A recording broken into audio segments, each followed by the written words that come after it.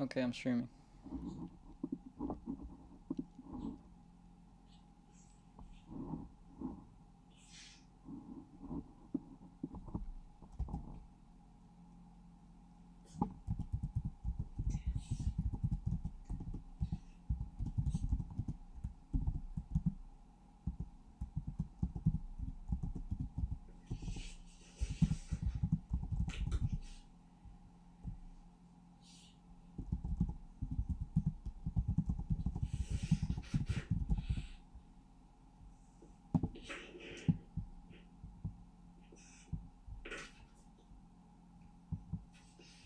Mm-mm.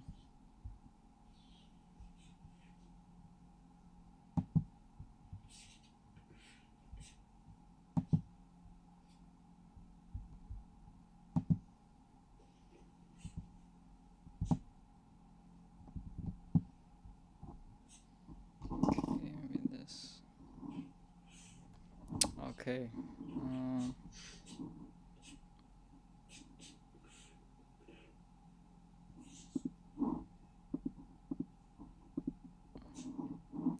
gotta set this up.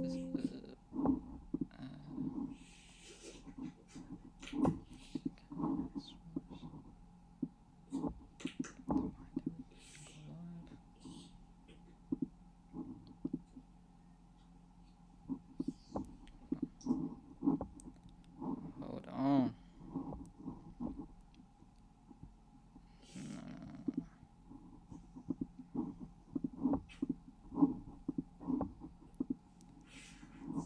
Gotta set this up. Yo, what's up, Mr. Delicate Touch? I'm starting this live on YouTube and I'm trying to change the description of it. If not, I'll just keep the same descriptions, whatever. I also need to get my charger. My charger out. Gotta pull this out. Hold on. 1 second.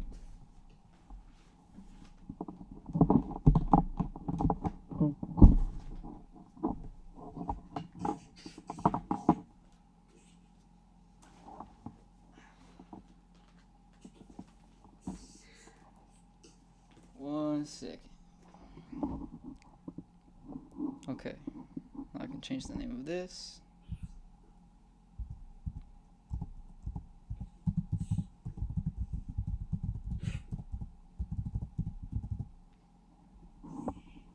Go live. Plug this in. Ooh.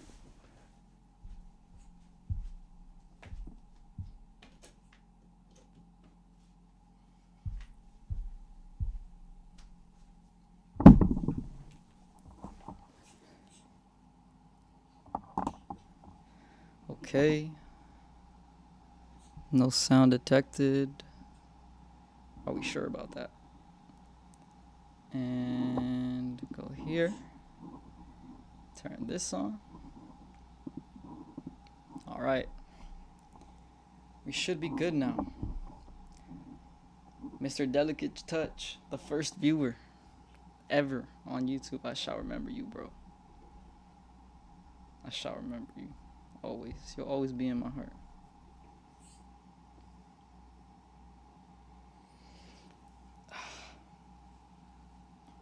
What's up, guys? Welcome. The first stream. Oh, snap. We're going to be reviewing this debate. Have you guys seen this debate? Let me know. Have y'all seen this debate?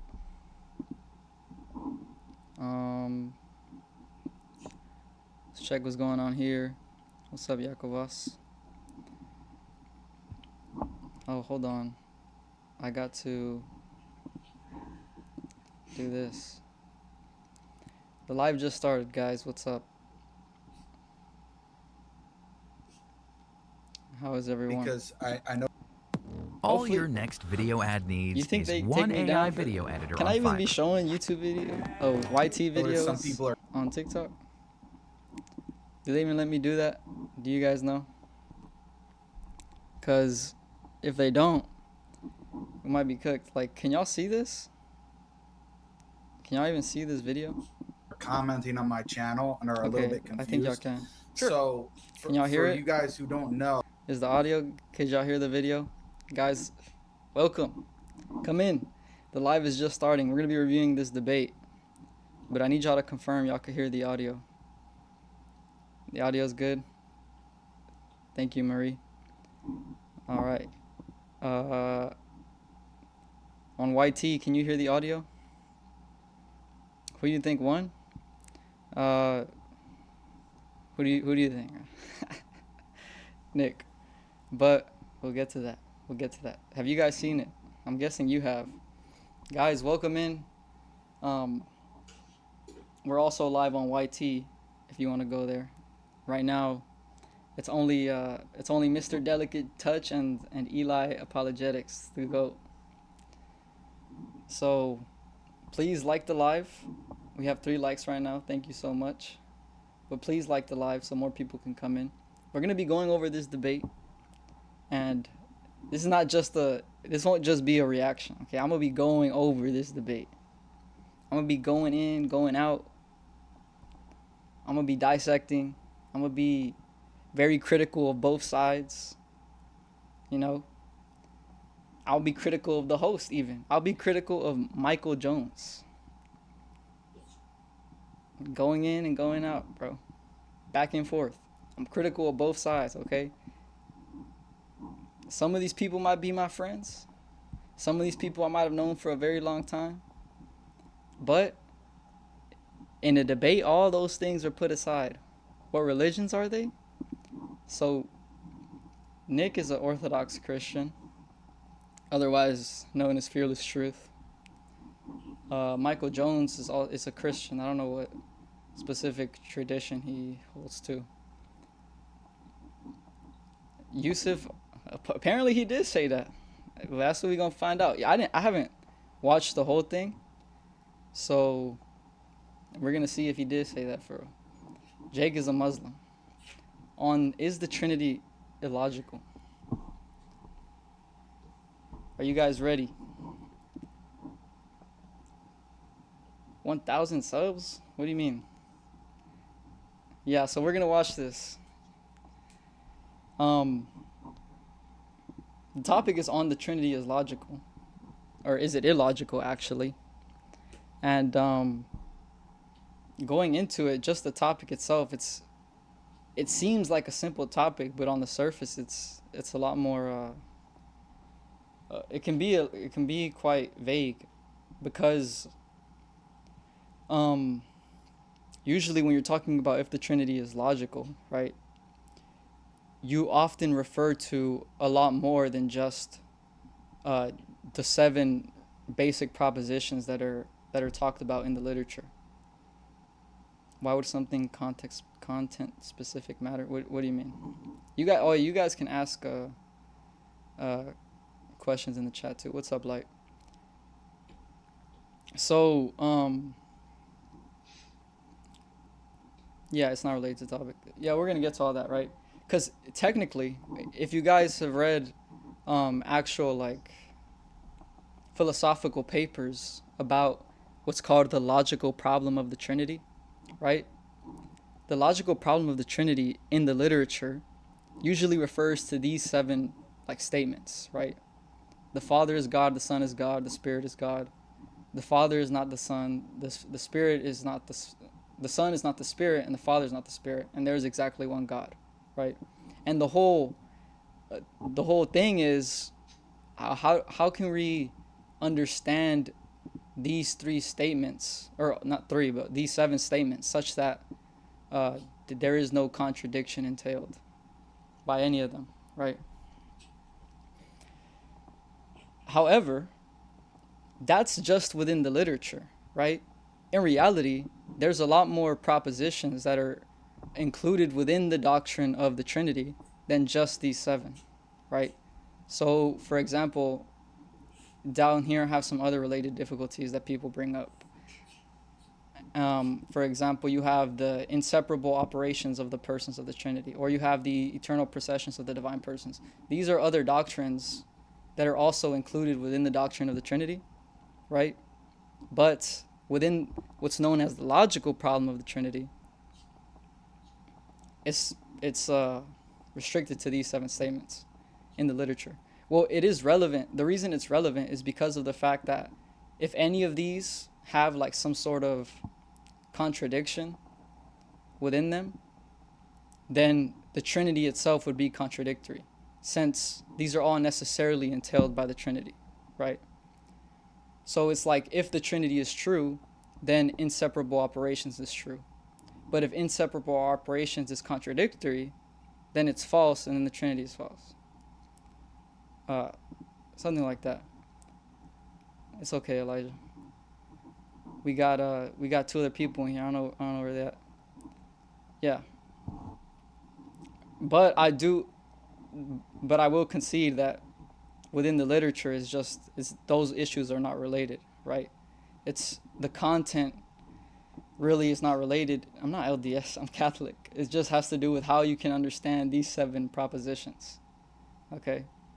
And so the way people usually go about like objecting to this is say, well, some of these statements are going to end up contradicting others. So for example, they'll say that propositions 1 through 6 entails 3 gods, which contradicts the 7th, right? Or they say that propositions 1, 3, and 7 entails 1 divine person, which contradicts propositions 4 through 6, that they're not each other, right? So that's just the topic of the debate, and that's kind of what they end up arguing about for a good, maybe 10 minutes. But you'll see here that Jake ends up almost conceding next point. But let's just get into it. Why don't we? I noticed some people are commenting on my channel and are a little bit confused. Sure. So, Okay. and it's going to be posted on my channel. What would you tell a man who can Just show us scroll the for debate, hours bro. but can't work for 10 minutes? Yes, I and believe in the hates Trinity. himself for it every night? I'd tell him his brain isn't broken. It's start. I want to put in the super Okay. chat for a question. I will read those out. All right, You Mike. guys We know you love the super chats. not coming I'm just bigger. kidding. Is there a? What are you sharing on specifically? Here, I'll try to share like So, 10-minute opening statement from Nick. Will start the timer on your first word, and then I'll give you that 1-minute cue. So whenever you're ready. cool. All right. Topic of the debate, guys, is the Trinity illogical? Let's actually I won't put make this opening a super little bit long, faster now. as I'm simply defending my position, showing what it is, etc.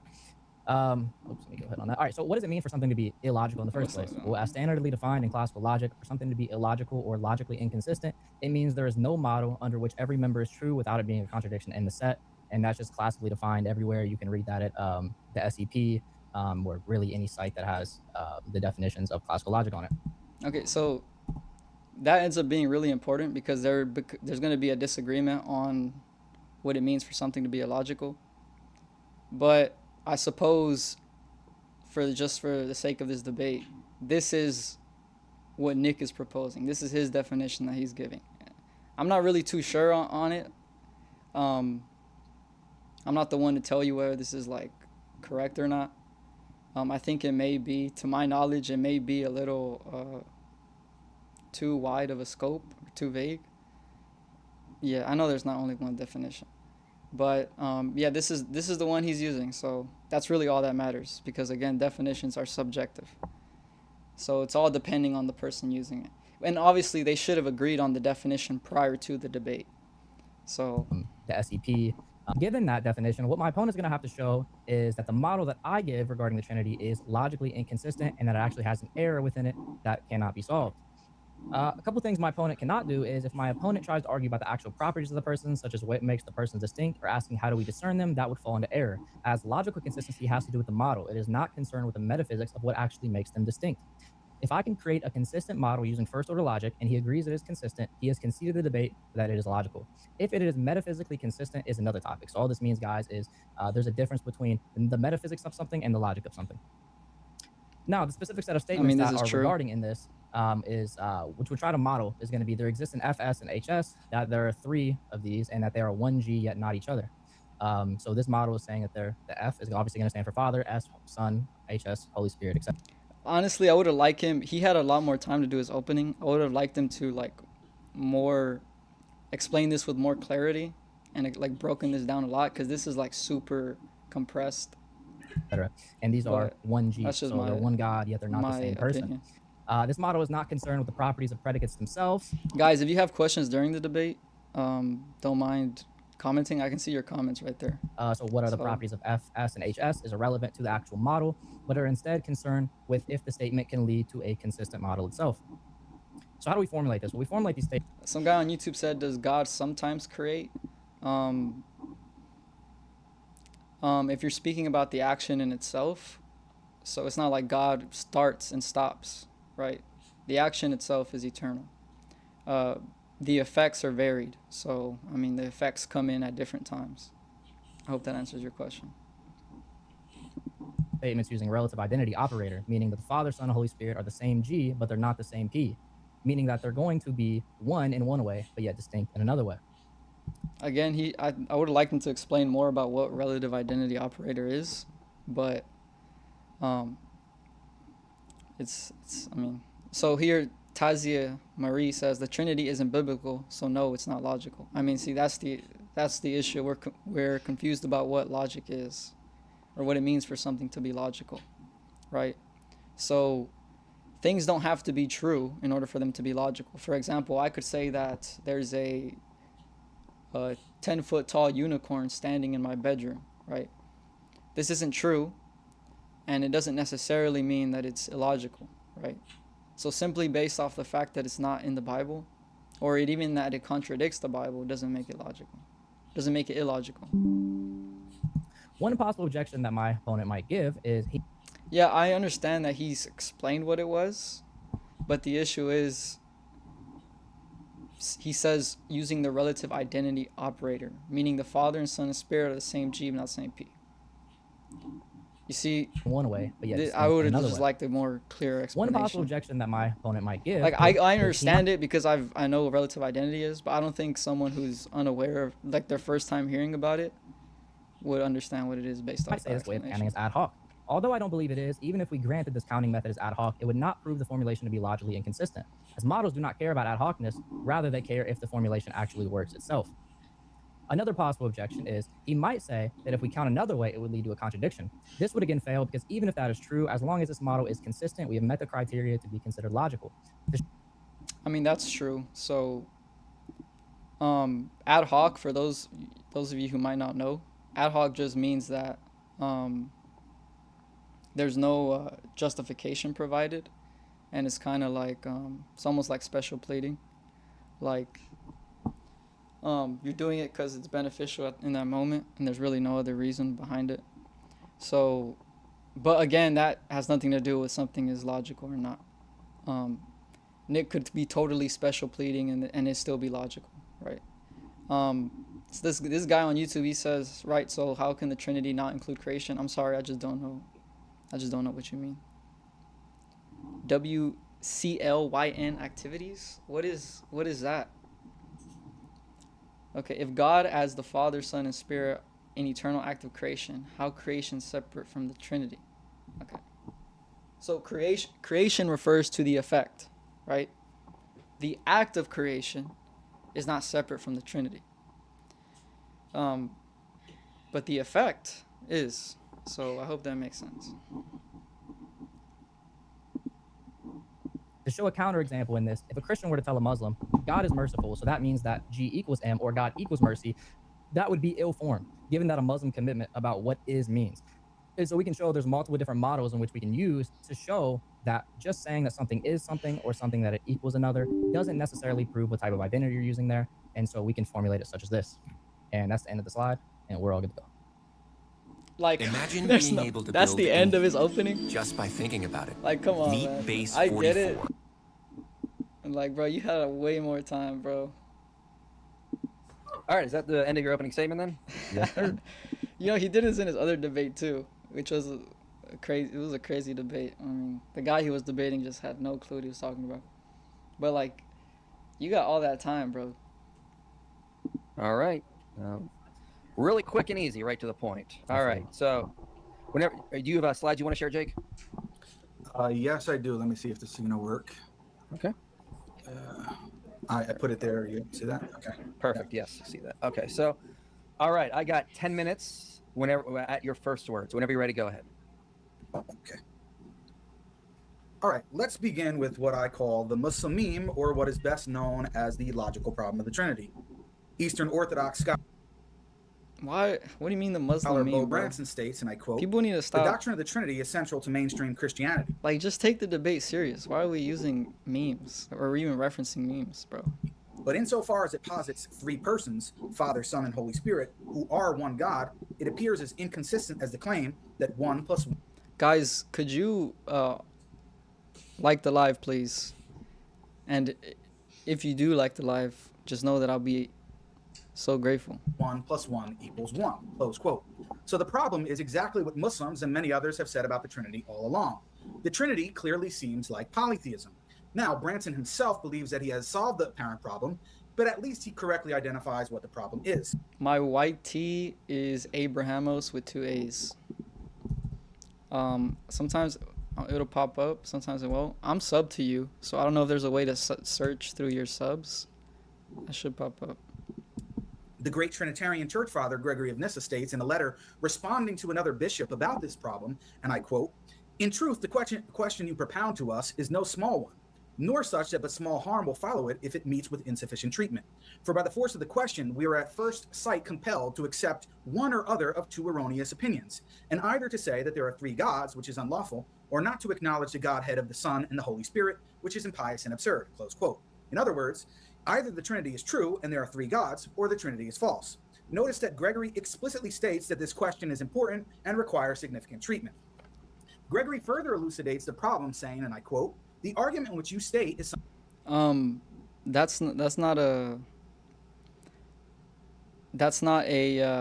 perfect way to understand the Trinity, because in the Trinity, the Father, Son, and Spirit, they're really different from each other in a certain respect. Whereas you as a mother versus you as an aunt versus you as a daughter, you're still the same person. The Trinity is 3 persons.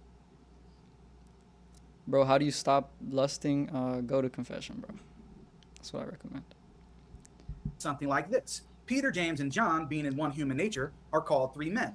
And there is no absurdity in describing those who are united in nature, if they are more than one, by the plural number of the name derived from their nature.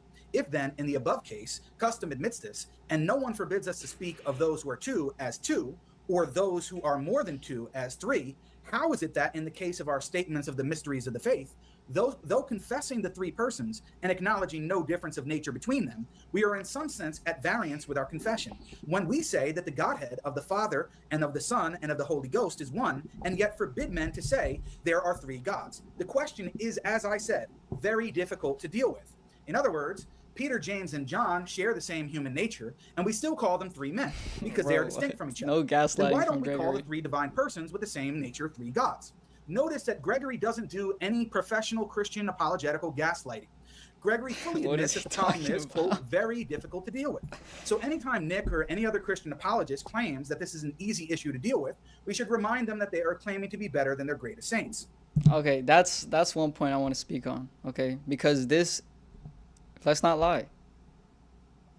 A lot of us will say that the logical problem of the Trinity is not that difficult to deal with, specifically, or especially if we're talking about this specific argument of three human persons, Peter, James, and Paul.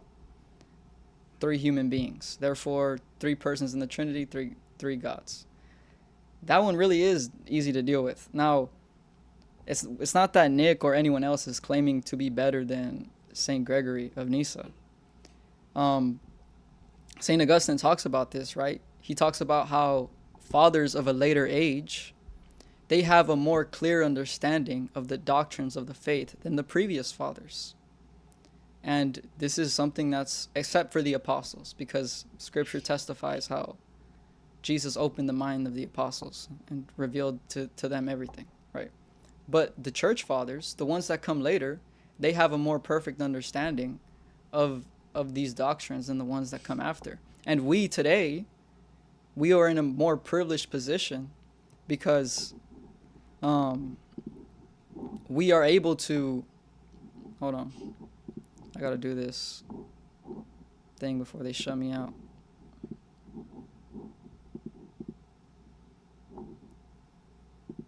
Okay. So us today, we're in a way more privileged position because we have all these great saints and church fathers and theologians of the faith that have come before us and have deeply thought about these issues and responded to these arguments. At the time of St. Gregory is very early on, okay? And this was probably the first time this kind of question was posed to a church father, at least recorded, definitely recorded, right? And so he admits that it is very difficult. And it is because he's the first one addressing the issue. If we were the first ones today addressing this sort of issue, it would also be difficult for us, right? And it's because of people like Gregory who examined the issue and contemplated upon the issue that, as throughout the ages, it became much easier to provide a response because our understanding through the guidance of the Holy Spirit within the church became much clearer, right? Has nothing to do with us being better. If anything, St. Gregory is partly responsible for this greatness. Gregory responded to the problem saying, and I quote, "So according to the more accurate expression, man would be said to be one, even though those who are exhibited to us in the same nature make up a plurality. Thus, it would be much better to correct our erroneous habit so as no longer to extend to a plurality the name of the nature, than by our bondage to habit to transfer to our statements concerning God the error which exists in the above case." Close quote. In other words, to be consistent, we should say that there is only one man rather than admit that there are three gods in the Trinity. But how absurd is that? Okay, that's another thing about Jake's response, right? He's just completely misrepresenting St. Gregory here because, notice, Gregory's absurd response. If you actually read On Not Three Gods by St. Gregory, oh look, we have it up here. He provides three responses, the first being the one that we just saw here. And St. Gregory explicitly says that this is not his preferred response, right? His preferred response is the other two which he gives, because the other two are they're kind of two parts to the same sort of response. And then he says, if someone still denies these two, then I'll provide this last one as a last resort, as a backup, right? And we see this right here.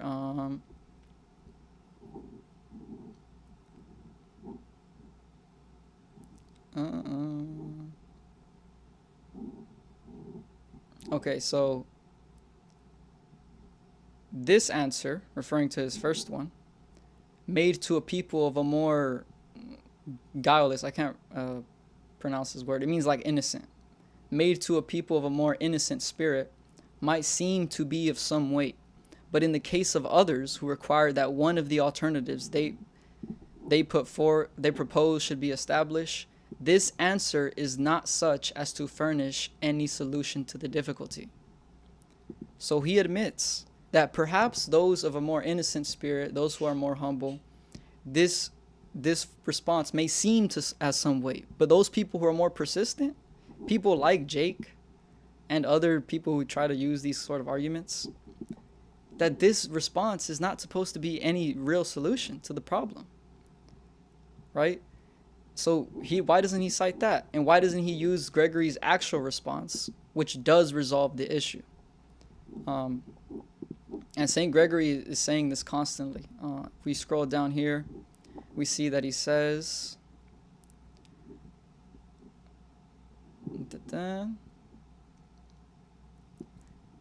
I have taken some pains in setting forth this view to bring forward the reasoning on behalf of the adversaries. Right, he also says down here, after he gives his second argument, which we'll get into.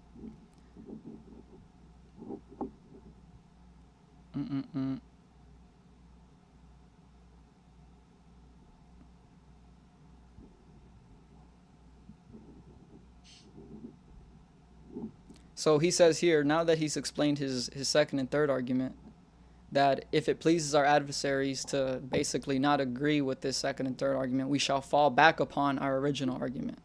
Again, showing that his original argument is only meant to be a backup. And I believe in another part in this work, St. Gregory explicitly says that even if he does not respond to these arguments properly, Basically that here it is. I love this part, right?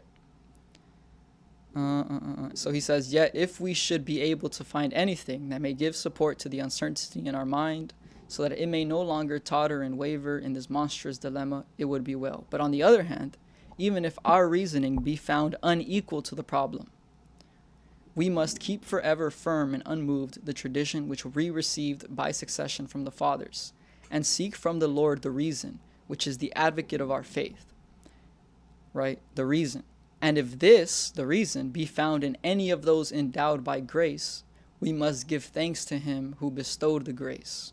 But if not, we shall nonetheless of those points which have been determined hold our faith unchangeably. Right? So even here, St. Gregory talks about that even if my responses are not sufficient to provide a solution to the problem, right? We will trust that God will give the grace to someone else who is capable of providing a solution. And if not, then we'll still hold the faith firmly. So this presenting of St. Gregory by Jake as if this was his only response, it's just not a good look. Only one man, rather than admit that there are three gods in the Trinity. But how absurd is that? Modern Trinitarian scholar William Lane Craig comments on this passage from Gregory, saying, and I quote, Gregory, like Plato, thinks of the universal as the primary reality. He advises that rather than speak of three gods, we ought instead to speak of one man. But this answer solves nothing. Given that there are three hypostases or persons in the Godhead distinguished according to Gregory by the inter-Trinitarian relations, then there should be three gods, close quote. According to Craig, Gregory hasn't solved anything with his absurd claim that there is only one man. What about Branson? Branson freely admits, and I quote, today we count why would we care about what Craig says, bro? Come on. By Lock one, in. logical subjects that are two, discernible from, or at least not identical to, one another and are F. That is, if X and Y differ in any way and are both F-ish, we count them as two Fs, close quote. This means that if the Father and Son are both fully God and are distinct from one another, which they are, then today they would count as two gods, according to Branson. Branson says that we must count gods in the Trinity differently. We must count gods. Bro, why are you asking me to rate the ads right now? Are we for real? No accident, bro. Whatever. States, and I quote, to say we count by division is to say that the number of Fs is given by how Fness is, or the Hey, Jake, Fs real are. quick, there was like a little pop there where you were kind of out. Can you go back? Like, I'm going to pause your time here and go back a couple seconds. But if you want to So go right back here he's talking about counting. This is an issue relevant to the like the 15, problem, 20 I seconds just to make suppose. sure. It's Everyone heard actually that. mentioned in the literature. Okay. Bro, we do not. And means that if the Father Branson. Branson says, however, that we must count gods in the Trinity differently. We must count gods by, quote unquote, division. Branson states, and I quote, to say we count by division is to say that the number of Fs is given by how Fness is, or the Fs are, or can be, divided into spatially continuous parts with the same name F as each other and as the whole. This view is discussed extensively and was accepted by everyone, close quote. In other words, there is only one God in the Trinity because the persons cannot be spatially divided from one another. However, Branson's historical claim that the ancients did not count by identity at all is laughable. Branson, Nick, and all Trinitarians count the persons by identity, not division. This is something Nick failed to acknowledge in our previous discussion. He claimed that he counted the persons in the Trinity by division. Low-key, Jake is right here. I agree with Jake here insofar as this counting by division thing. I know a lot of people do it, but I don't see how it's even like, I don't see why it's so widely used. It seems to be very obviously wrong, right? Because if you're going to say that, as Jake said, things are only two or more if they're divided spatially. Yeah, like it's not even the more important thing, I think, Michael, is just what are you counting? Like, what are you counting? And if you are going to say you're counting by division, I mean, then it would follow that they're one person, unless you're going to say they're spatially divided, which no one's going to say that. But I don't think Nick responds to any of this, so it doesn't really matter. Division. If that were the case, then there would only be one person in the Trinity because the persons cannot be separated by time or space. So the question becomes, what is the consistent, non-ad hoc principle by which Nick, Branson, or other Trinitarians determine when they count things by identity versus division? Since my debate with Jay Dyer, I haven't seen any good response to this question yet. The Eastern Orthodox, and Nick in particular, believe in the essence energies distinction. In short, they believe that God's Oh my attributes are God. not identical Why is this man? Why does this man have a slide on essence energy distinction on the debate about the Trinity, bro? to God's essence or to each other. This alone isn't the problem. But when you combine this with the fact that they claim that each divine energy is fully God, then you have the LPT, infinitely extended. If there are infinite divine energies and each is fully God, but distinct from each other, then you have an infinite amount of gods rather than merely just 3 gods. Bro, if this was a debate about the logical problem of EED, then go crazy, bro. But what? And this is one of the questions I asked in the Q&A section, which is, how is this relevant? EED could be false, especially if you're talking about a real distinction. That is false, and the Trinity is still true, right? Honestly, EED, that has to just do with just their doctrine of God. I don't know how this relates to the Trinity. I mean, I suppose if you were trying to use this as some sort of analogy to kind of justify some entailment that you're trying to make,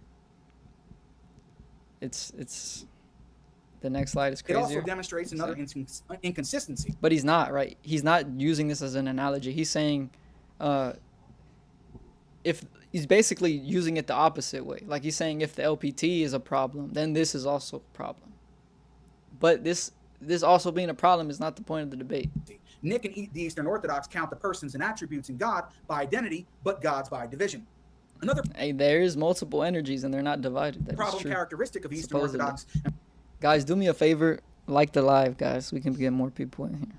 And if you guys have questions about anything I said or what they said, just go ahead and Protestants, ask. as opposed to Catholics, is the claim that Muslims and Christians Oh my gosh. They worship the same God. Oh my gosh. do not worship the Bro, same why God. are we talking about Jay this? Dyer, Nick, and others typically reason that Muslims and Christians do not worship that same God because we do not share the same descriptions of God. Catholics usually appeal to the Freudian sense reference distinction, where 2 people can use different descriptions but refer to the same entity. If incorrectly ascribing different properties to the same entity necessitates 2 distinct gods between Yeah, he is. I see the point he's trying to make. Okay, I'm not gonna say he's right, but I see the point he's trying to make, and I would actually say this one is more relevant than his last one, because at least he's saying that he is using this as an analogy to justify the other principle, right? If you're gonna say that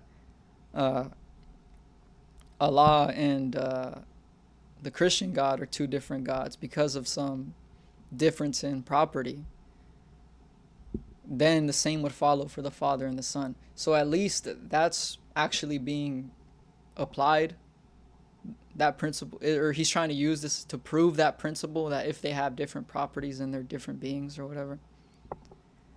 And the last one was just terrible. Muslims and Christians, then by greater reason, But again, I don't think Nick is gonna even 2 entities truly entertain possessing this. different properties should necessitate 2 distinct gods in the case of the Trinity. In other words, if 2 entities not possessing identical attributes is sufficient Honestly, he could have framed this to be more like focused on logic, to show like an actual entailment. for not But being the it's- same God in the Islamic versus Christian conceptions of God, then likewise, the Father and Son not possessing identical attributes should be sufficient for not being the same God. This forms a strong dilemma for Nick. Either lacking identical attributes is sufficient for counting as 2 gods, or it is not. If it is sufficient, then the Father and Son cannot be the same God. If it is not sufficient, then merely citing a distinction between the Muslim and Christian conceptions of God is insufficient for justifying the claim that they are 2 different gods. Nick and the Ortho Bros must appeal to something else besides mere distinction. If I was Nick here, and if he did want to entertain this response, the response he could probably give is that Allah and the Christian God, they're different gods, because when we're talking about the attributes of their essence is different, right? And obviously the Father and the Son is applying that same principle. Insofar as they're a God, insofar as they're identified with the divine essence, they don't have different attributes, right? They're not distinct at all. They're only distinct in their person. And so Last but not That would least, probably my be final objection sufficient also to relates to Nick's respond to his Trinitarian thing. model regarding the essence energies distinction. In light of Nick J. Dyer and the Eastern Orthodox claiming that God is fully present in all of his energies, this results in the same absurdity parroted by Sam Shamoon, that there are such things as uncreated birds, clouds, Oh my God, this one is probably the most irrelevant. Theophany's problem? fires, flesh, and blood. Why? Oh Well, my because they claim gosh. that only God is worshipped. The theophanies or appearances It honestly cannot be this hard to stick to a topic and to veer off so of much. God in the Bible are worshipped. There What does this have to do with the Trinity? The Trinity itself could be false, and this would apply to someone who doesn't even believe in the Trinity. Therefore, the appearances of God in the Bible. And quoting Jay Dyer, mind you, as if he's some bro. I swear, I think Jake thinks that Jay Dyer is the Pope of Eastern Orthodoxy, and every statement he makes is ex cathedra. Because why is this man always quoting him, always referencing him? Bible are uncreated and fully divine. No aspect of them is created at all. But God appears as a cloud, bread, fire, bird, and wrestler in the Bible. This means that Nick affirms uncreated clouds, bread, fires, birds, and wrestlers. If all birds are created, then Nick's Trinitarian theology is false. He would have to show how this is somehow a necessary entailment of the Trinity in order for it to even be relevant to the debate. And mind you, just to clarify, Nick could for real say he believes in uncreated clouds, fires, birds, and all that. It still wouldn't follow the Trinity's illogical. Now, another thing which has to be said, in 10 days I'm partaking my first. Nice, bro. Congratulations. Congratulations, bro. Praise be to God. So another thing that's to be said, theophanies are not worshipped. This is coming from Jay Dyer. I'm pretty sure this idea that theophanies are worshipped, but they're not worshipped. They're not like an object of worship in the Bible. Now, you do have situations where a theophany appears, and it says that they worship, like they fell down on their face and worshipped, but it doesn't say they fell down on their face and worshipped the pillar in the sky, or they worshipped the fire that was on the bush, or they worshipped the dove that was coming down to the ground. Like, where are they getting this idea that theophanies are worshipped? It's not in the text. Otherwise, Nick has uncreated birds with feathers in his paradigm, which is absurd. 1 minute. This is why Augustine, That's a Aquinas, crazy- and the Catholics following that's them a crazy, believe that these are created effects of 1 minute God, not uncreated clouds and sound. birds. On the other hand, if these entities are merely created effects of God and are worshipped, then you have idolatry, as things other than God are being worshipped. Jay Dyer says, and I quote, "Pentecost is an uncreated Oh my fire God, that Jay falls Dyer. upon the apostles," close quote. Does he think Jay Dyer is the godfather of Eastern? You might actually think that, bro. Like, he swears he's so authoritative. I promise you. The same is true for the other entities God appears as in the Bible, Okay, this three is gods not- in the Trinity. okay. He must also explain why the energies are not an infinite amount of gods, why he can He must also explain why the energies are not infinite amount of gods. Bro, it's not relevant. say mere distinction is sufficient to declare the Muslim and Christian as worshiping two different gods, but it isn't sufficient for the Father and Son. And lastly, how uncreated birds, fires, and clouds makes any sense at all. Thank you, and I look forward to the rest of the debate. Kayak told me hotel More prices ads, just yay. dropped. You know, we're not Now getting we premium, can bro. finally stop scrolling for You traffic guys know hacks. Eli Apologetics has premium? That's man making bread. I'm just kidding. But Right he's- on time. Perfect. It's a scam. Excellent. All right, thank you for that, Jake. You have a 5-minute rebuttal. I will start on your first word whenever you are ready. Super Cool. short. So mainly his whole argument was about what I predicted in my opening slides, which was metaphysics, which has nothing to do with the topic of logic. He talked about there being theophanies of uncreated birds.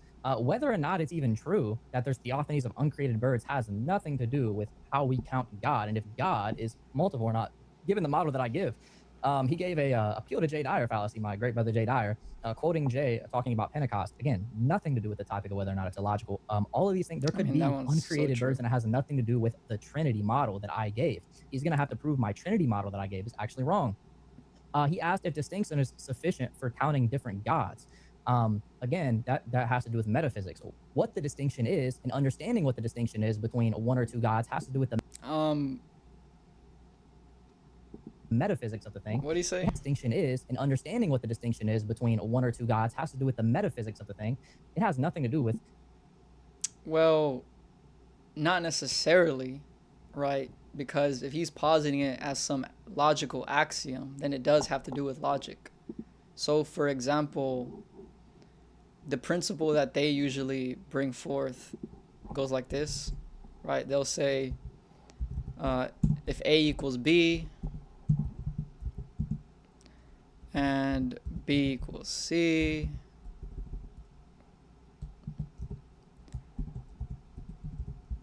well, I just can't type, bro. They're gonna say that from this it's entailed that, bro, I cannot type C. From this it's entailed that A equals C, right? And that's the principle he's setting forth, except in this case it's if the Father equals God and the Son equals God, then the Father equals the Son. And that's probably his first argument, which is the most relevant of the three. He just didn't formulate it in some like logical format, which I guess he doesn't have to. But yeah, I'd probably disagree with that statement right there. How we actually model it itself. He said there needs to be a non-ad hoc counting method. So again, while I believe that the way that I'm counting is not ad hoc, even if it was ad hoc, logic doesn't care whether or not your counting method is ad hoc. All that logic cares about is whether or not that it's consistent. So even if it's an ad hoc counting method, as long as it is consistent, there is no issue. It is logical according to what the SCP defines as this. He brought up the church fathers again. What the church fathers believe. Yo, what's up, Walk with Spirit? Can't see? What do you mean? What are we doing? We're reviewing this debate between Fearless Truth, or otherwise known as Nick, and Jake, a Muslim, on the Trinity. Here, I'll just get my boy some mod. All right, let's do Believe this. and don't believe has nothing to do with my specific model. He's going to have to deal with my model in the cross-examination. He also brought up the human nature argument of, oh, well, why is there multiple different humans? Well, the difference is going to be our metaphysical commitments into what we believe about these things. And so the reason we count different humans is because of the fact that we're presupposing the metaphysics of what we believe about humans.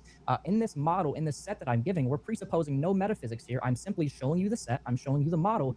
I think the humans thing, you're not really presupposing any metaphysics. I think it's just shown as like an analogy, and this is often done in the literature when you read papers about the logical problem of the Trinity.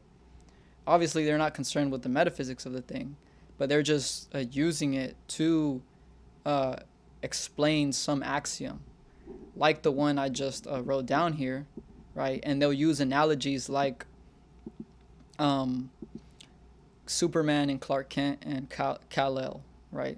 Which are all the same person. They say, well, if Superman is identical to Clark Kent and Kal-El is identical to Superman, then Clark Kent is identical to Kal-El, right? Although he didn't state it formally, I don't think it was trying to be used as sort of like a point of metaphysics.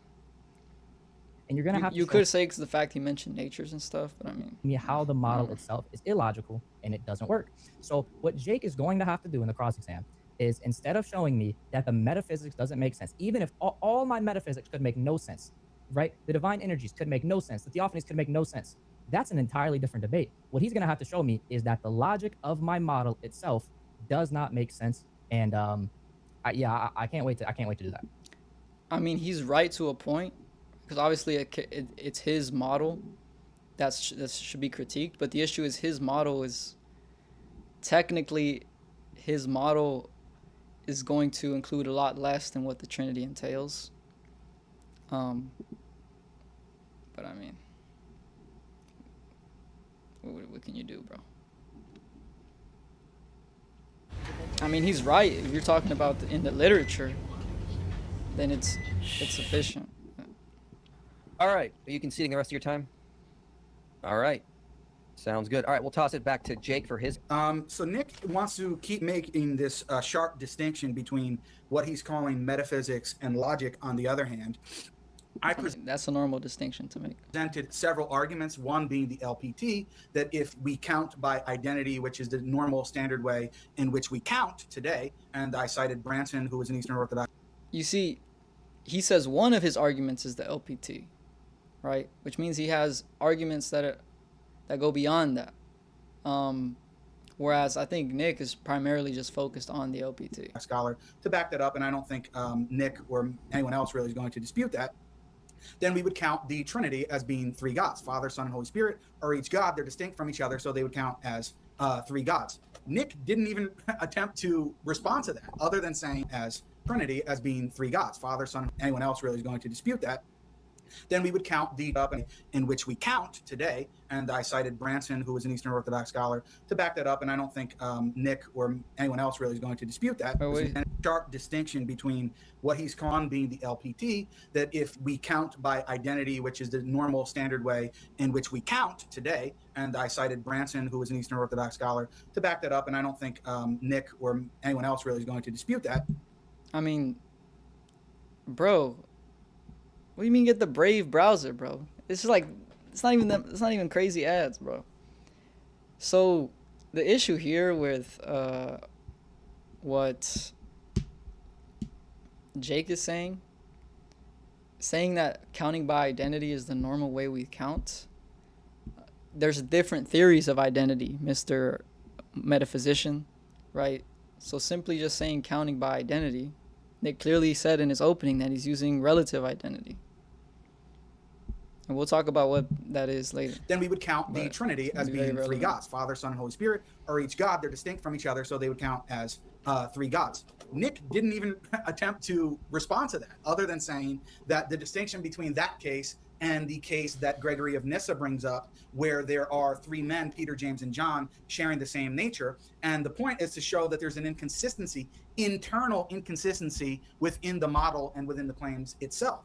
And that is, if simply sharing or possessing the same nature is sufficient for counting as one in the category of whatever we're counting, then they would have to count as one man too. And that's pretty much what Gregory of Nyssa says. But nobody really believes that there's only one man on this platform right now. There's Michael Jones. I mean, I see what he's doing. He has to formulate it so it's logic. So he would have to, so it's like in a logical structure. So basically, what Christians will usually say is that they're the same God, or they're one God, because they have the same nature, right? So how would you write this logically? You would say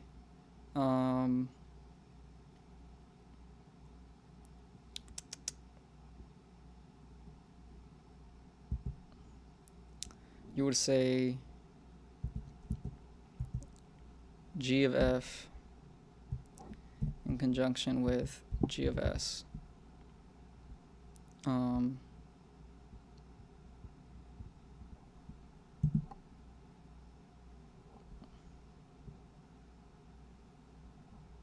I forgot what the symbol for this is. You know, I'm not doing this right now. It's not even matter. But I'm not gonna do it for him. But he has to do it. He has to formulate it in some what's it called? Symbolic notation, basically. And say that, oh well, if the Father and the Son have the same nature, therefore they're the same being, then if two human persons have the same nature, therefore then they're the same being. Those two human persons are not the same being, and just do it like that. Fearless Truth and Jake Markella. If I came up here and said there's only one man on here, people would think that I'm crazy and I should probably be in a nut house. So, I mean, there's really not much to go off of, because Nick's presentation was very minimal. All he did was say that all he needs to do is provide a consistent theory in some type of logical structure or system, and that is sufficient. Well, no, that's not sufficient, because I mean, given the definition he provided, it would be sufficient. Some of my arguments that I'm presented are pressing for internal consistency within your own model and within your own paradigm. Okay, so I mean, if we're being technical, within Nick's model, none of that other stuff is contained. The only thing contained in Nick's model, as he's going to show is going to be those 7 propositions that I showed here.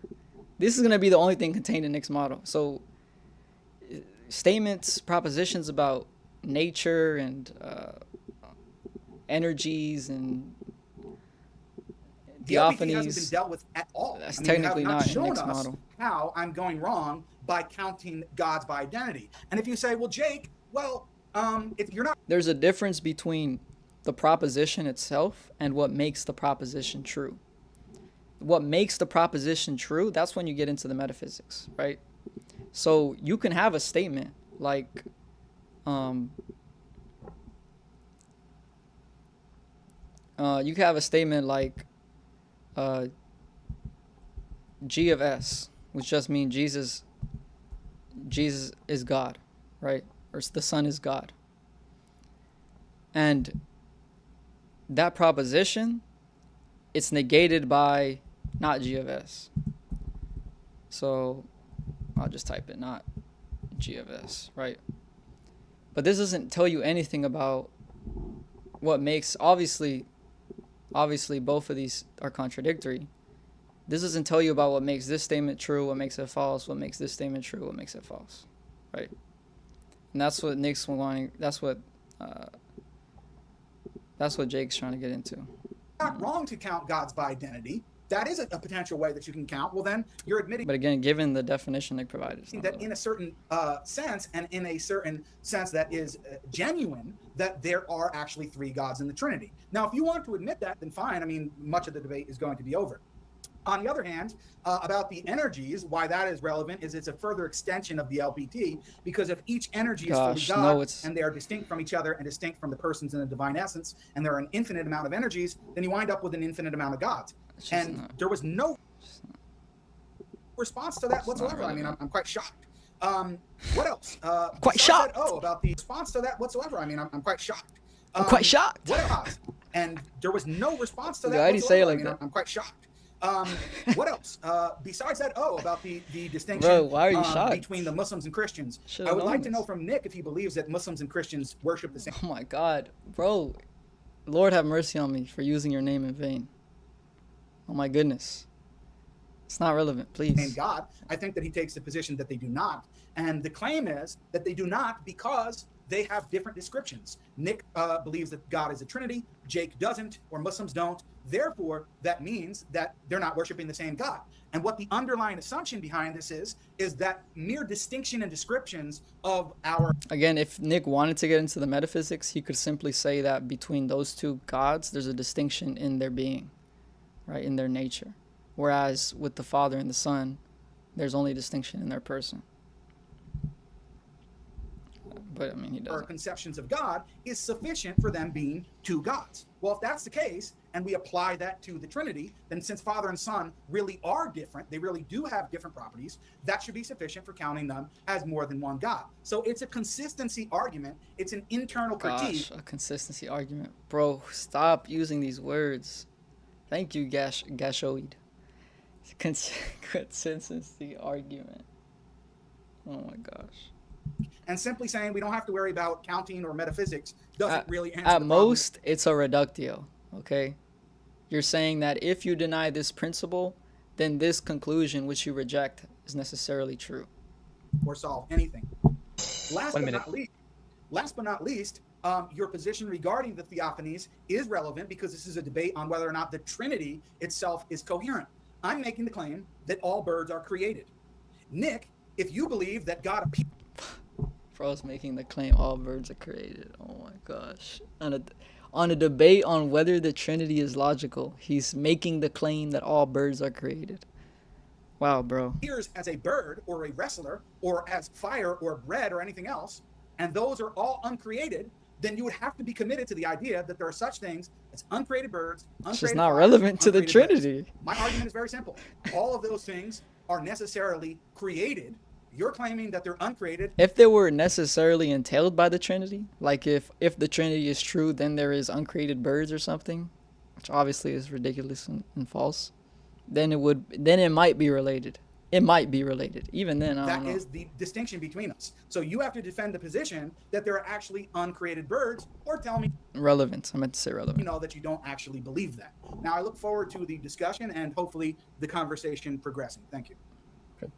Thank you for that. All right. So now we're going to go to cross-examination. So Nick, you get to cross-examine Jake for 15 minutes. Ready when you are. I will start on your first word.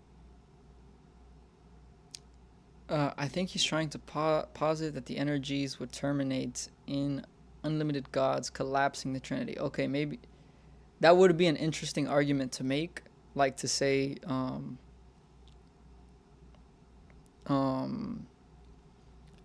mean, I was gonna say that, to say that there is, okay, maybe. I mean, even if it collapsed, no, because even if it collapsed the Trinity, like even if his argument worked and it proved the Trinity false, like insofar as, like, let's say the following proposition is true, that if EED, real distinction, is true, then the Trinity is false, right? Even if you prove that proposition, it wouldn't even prove that the Trinity itself is illogical. You get what I'm saying? It would just mean that this other doctrine that they also hold to contradicts the Trinity, but not that the Trinity itself is illogical. Word. You're muted. Hold on. My bad. I'm Not muted, right? hearing. Can you hear me? Yeah, okay. Yep. There you go. Good. Okay. Jake, what is an identity operator in first order logic? First question is funny. What does that have to do with my argument? Nah, that's a crazy response. I mean, he says he's read Bo Branson. I mean, the identity operator is like kind of the only thing they talk about. It's the main thing they talk about. Because I'm giving you a formalization. And formalization uses an identity operator. So I'm asking, do you know what it is? I have no idea what it is. No. I have no idea what it is a crazy response. What? I thought he's read on it. Nah. I thought he's read on LPT. That's his whole argument. He literally talked about classical identity. The identity operator is the symbol that's used to refer to, I mean, identity. Like, having no idea what that is crazy. Okay, an identity operator in first order logic That's is crazy. basically the symbol that deduces that one thing. Bro, Dylan, thank you for the roses, bro. Keep your money, bro. Things equal to another. Are you familiar with that? Okay, one thing being equal to another, and yeah. Okay. Do you think that identity operators in first order logic are limited to absolute identity? I don't know what you mean by the question. So when we use the equal symbol in first order Bro, logic, is it Yeah. limited to absolute identity? in my closet is crazy. Is that what that looks like? I'm not in my closet, bro. Or can we use other types of identity? It depends on what system it is. It depends on who is using the equal sign. It can be interpreted differently. So it can be used differently? Correct, yeah. Okay, great. So I want to show you a formalization here that I used. This formalization is going to deduce why we believe that it is one God. And I'll go ahead and share my screen here. Bro, when I saw this All right, Mark. for the first time, All right, it's on the screen. Okay. There you go. I was like, who is this man feeling like pulling this up after he just told you he don't know what an identity operator is? Hold on, because I know Jake saw this and was like, hold on, brother. Hey, this is what happened. Michael, tell me this is not facts. This is what happens when you get trained by a Catholic. I promise you, no shade to EOs. If it was an EO coaching him, this would not have occurred. And I put that on everybody's soul. Look at this man's face, bro. The second he pulls this up, he's like, what the fudge? And I remember this face because when I first read Branson's paper on the LPT and I saw these symbols, I was like, what is this? Am I reading in Egyptian hieroglyphs? I was like, what am I reading? I gotta make this way smaller because I made it way hella big. Okay. Sorry, Mike. You might have to get cut off here. Okay. We're good with this. Yeah. But All right, so I put this into a formalization using first order logic, and I was curious if you could find a logical inconsistency with this. Juju trained him. The look of confusion. All right, we're going to break down what this means, because I wouldn't be surprised if... people watching this probably don't know what this means, to be honest. Just based off who their viewers are. If Jake don't know what it means, his viewers for dang sure don't know what it means. So this is what's called just symbolic notation. So you're taking words, subjects, and predicates, and conjunctions, and you're basically just translating it into symbols. And this just helps. It makes it a lot easier to show that something is at least not explicitly negating itself. So we go over here. Right? This is what Nick has. I got a little key for y'all. All right. The F, these lowercase letters, they're going to be subjects. So F, Father, S, Son, H, Holy Spirit. Okay. This is very important. If you guys want to really understand this debate, you got to understand this. This is what the whole debate is on. The equal sign means is. It's the identity operator. Where did my TikTok chat go?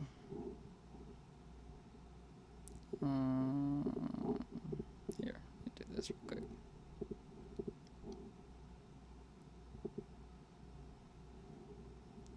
Oh no.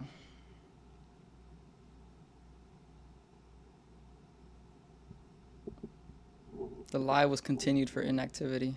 I hate that they do this. TikTok down? Yeah, it was discontinued for bro, I hate that they do this. They don't even notify me, bro. Like I'm just supposed to know whenever they're doing this. It's so annoying. Let's give it a second. Give them a chance to come in again. Fix this. Crop this. Ooh.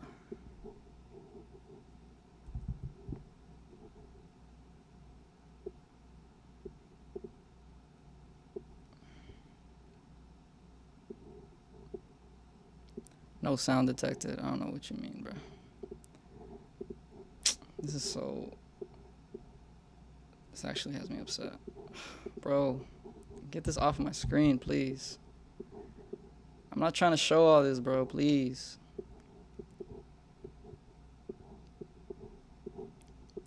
Give me a second, guys. You forgot the code. I guess it asked me to do like a verification, and I didn't see it because it doesn't notify you, because TikTok is weird. And yeah, but he did it 5 minutes before the debate. Nah, bro, chill. I don't think the wrong things are capitalized.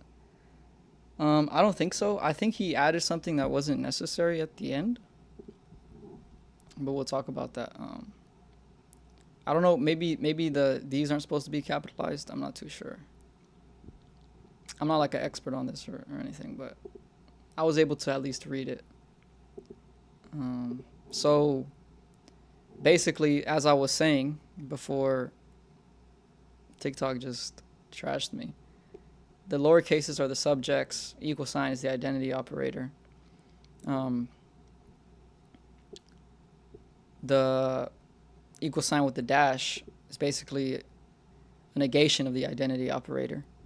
So is not. G is a predicate. Capital letters are going to be predicates. So the sortal should be lowercase. Okay, thanks. Yeah, the capital letters are predicates. This underline here, let me press ignore so you can see it.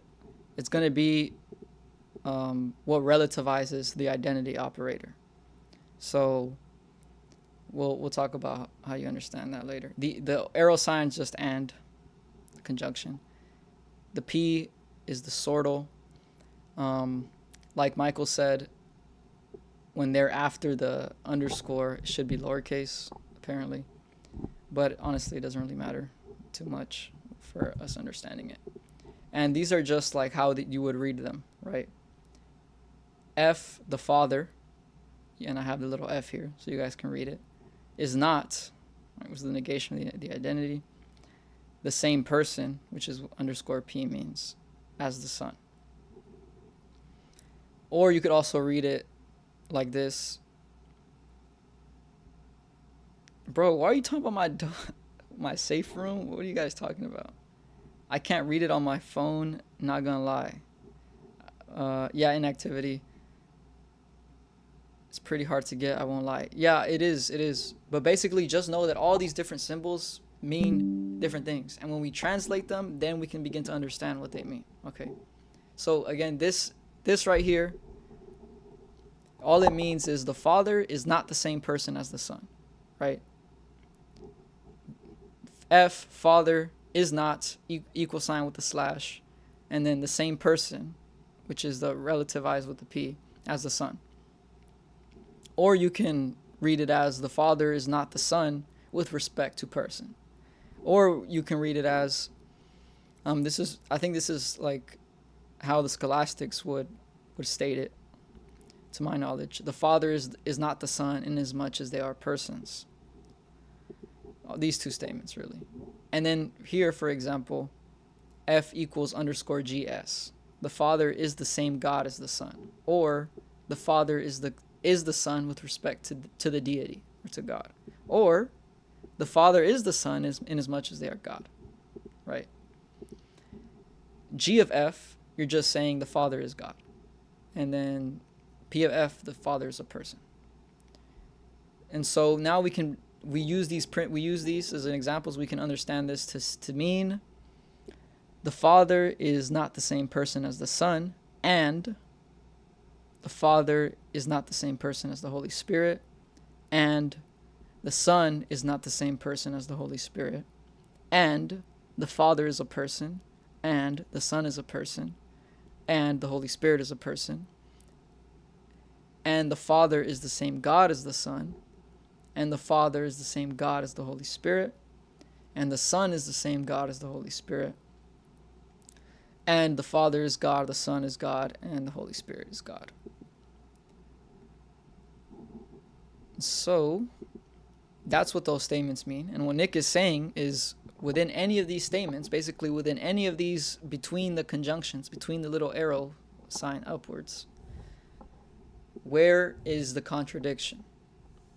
Or at least, where is the contradiction being entailed?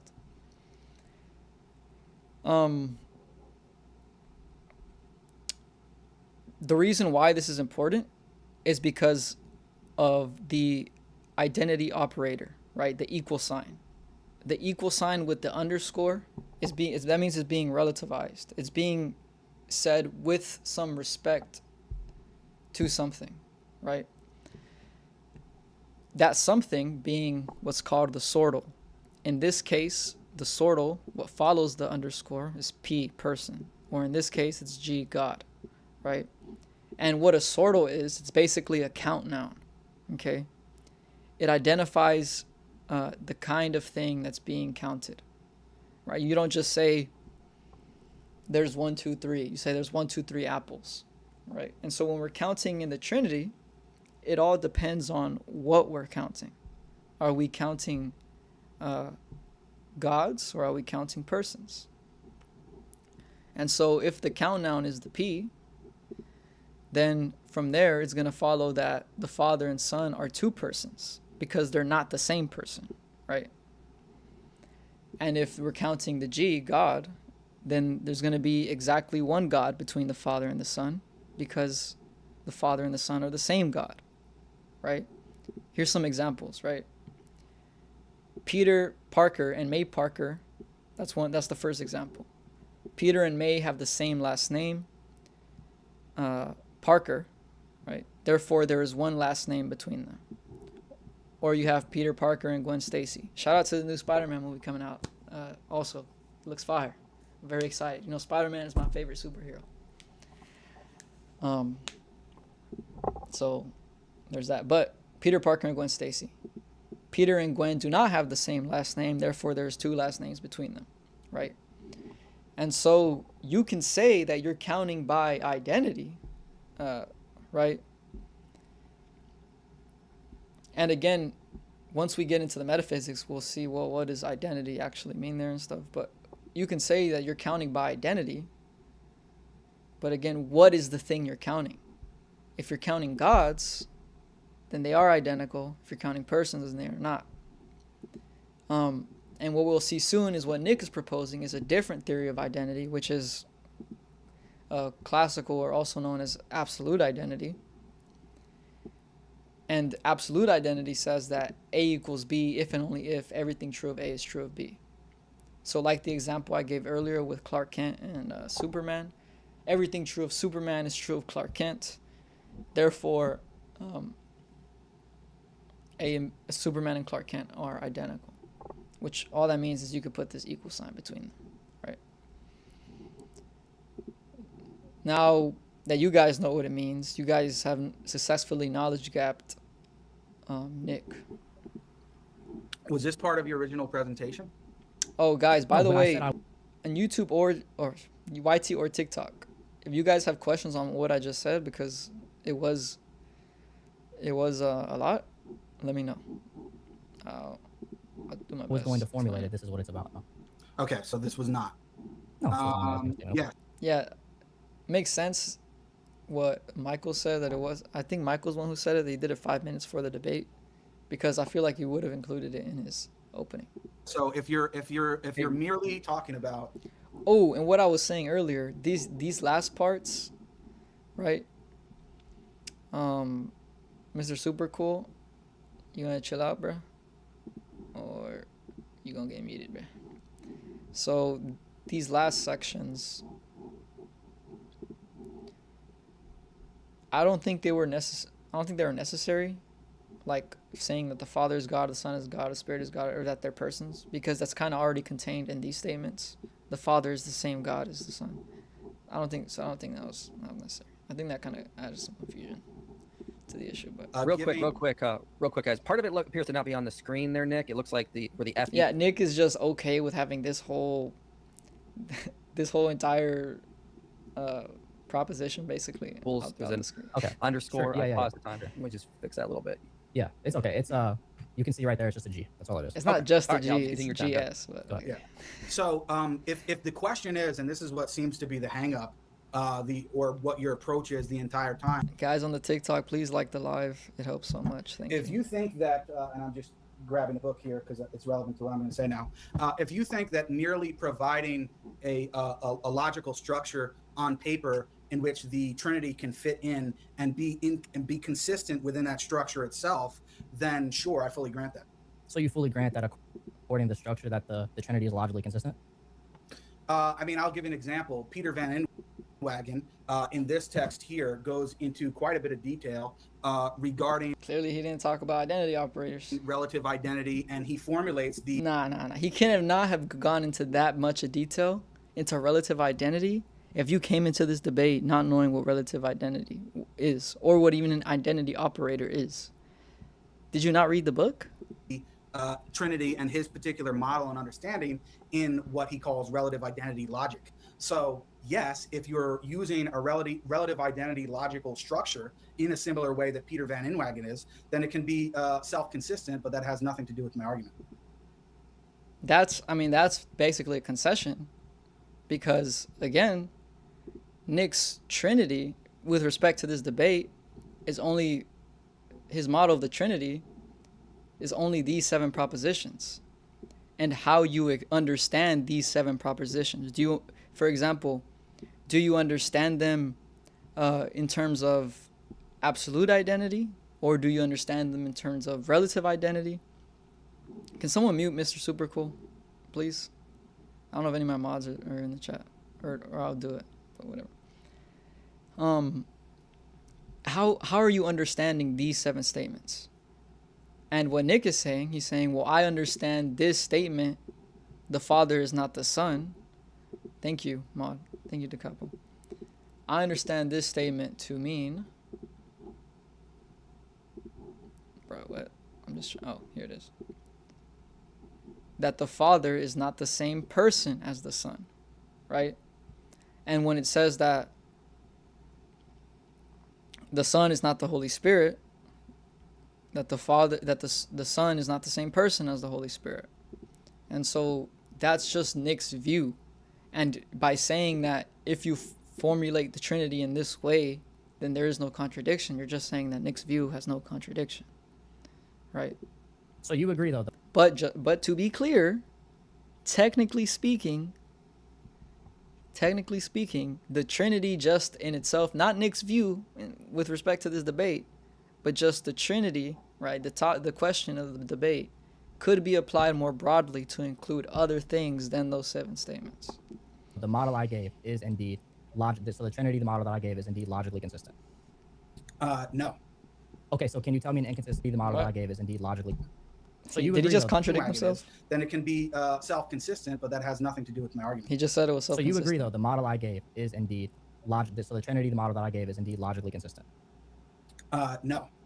Okay, so can you tell me an inconsistency with this right here that I just gave you? I think the problem that you're not understanding is merely How because is he going to say no? He just said yes. you can put the model Is it- into a specific logical structure that you hold to. I mean, it's not even putting the model into a specific logical structure. This is the model. The logical structure is the model.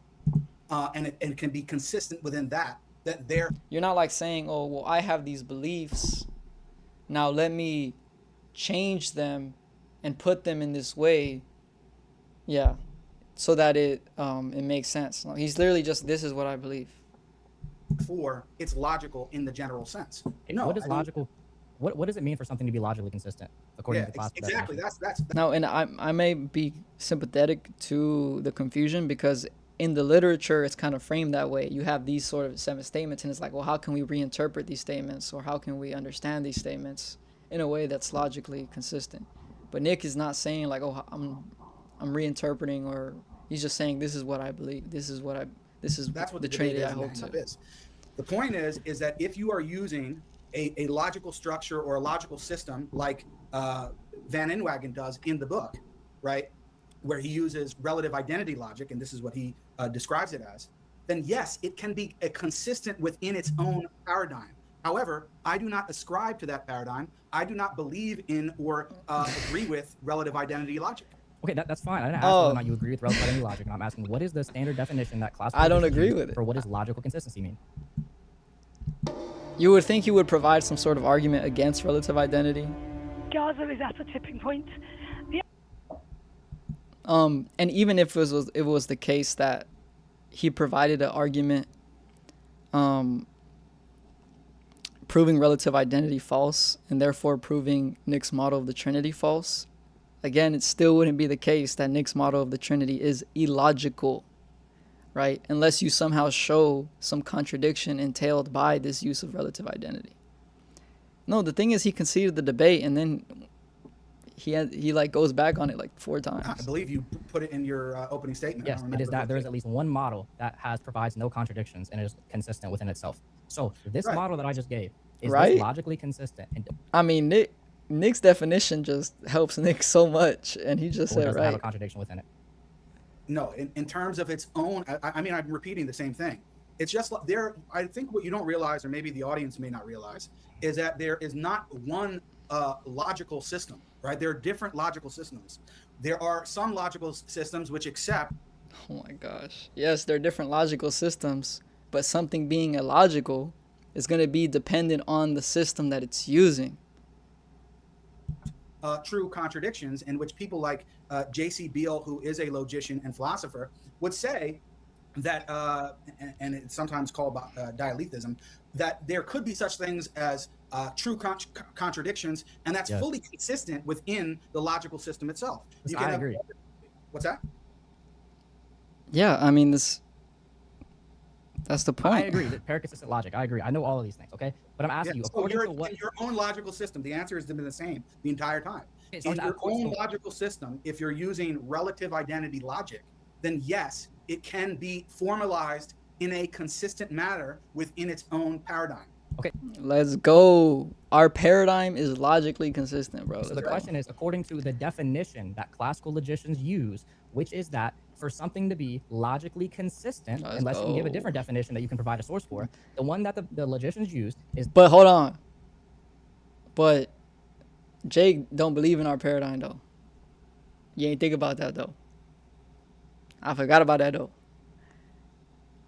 Now, because he don't accept that paradigm, that means it's illogical. I forgot about that though.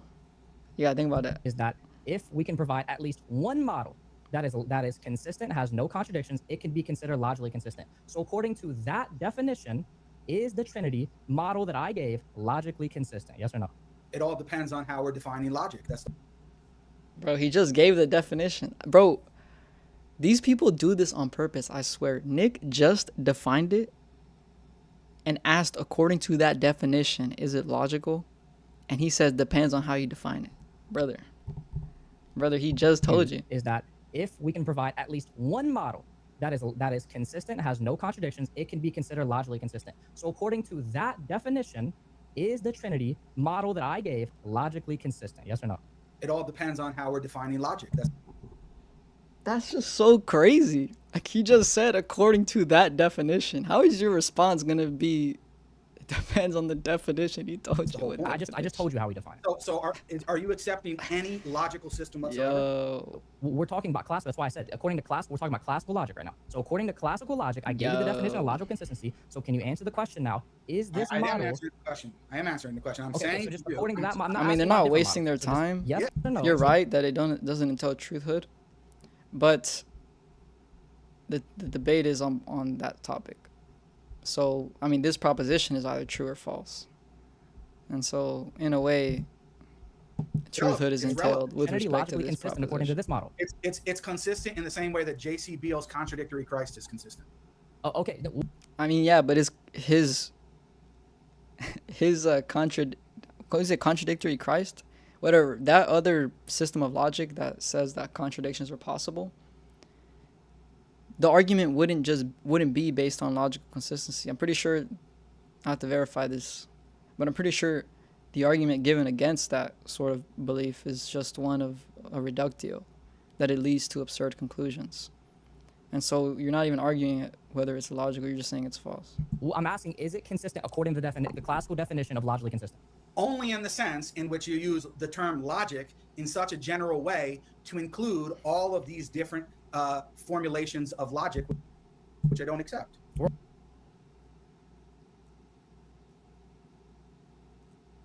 To include all the different formulations of logic which you don't accept. Okay. We're only using one. We're using Okay. first order logic. This is crazy. Yes, and you're using relative identity logic, aren't you? There's no such thing as relative.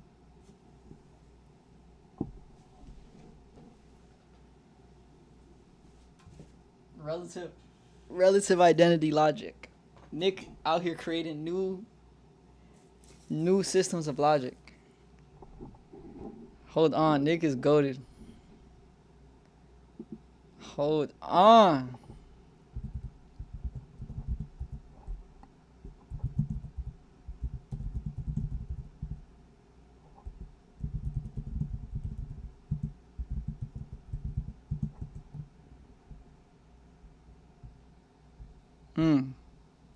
See, y'all thought y'all were making fun of Jake, but he right though.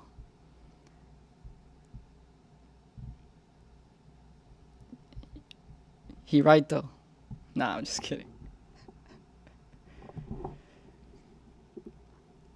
It's the thing is that it's not its own like formal system. It's just a theory of identity, which Relative identity not really logic. important. Relative identity is just a type of identity operator within first order logic. So again, Yes, you are relativizing identity, correct? we're using the relative identity operator. It's not Yes, its own type of logic. identity is being relativized. I don't Yes, accept it is. relative identity. That's the Okay. point. Great. Whether Oh or not my you accept the gosh. My goodness. relative identity, I'm not asking whether you accept it. I'm asking if there is a contradiction according to this view, or if we Bro, why don't you just tell us that you don't accept the Trinity, bro? use the Trinity in this formulation, would that be logical?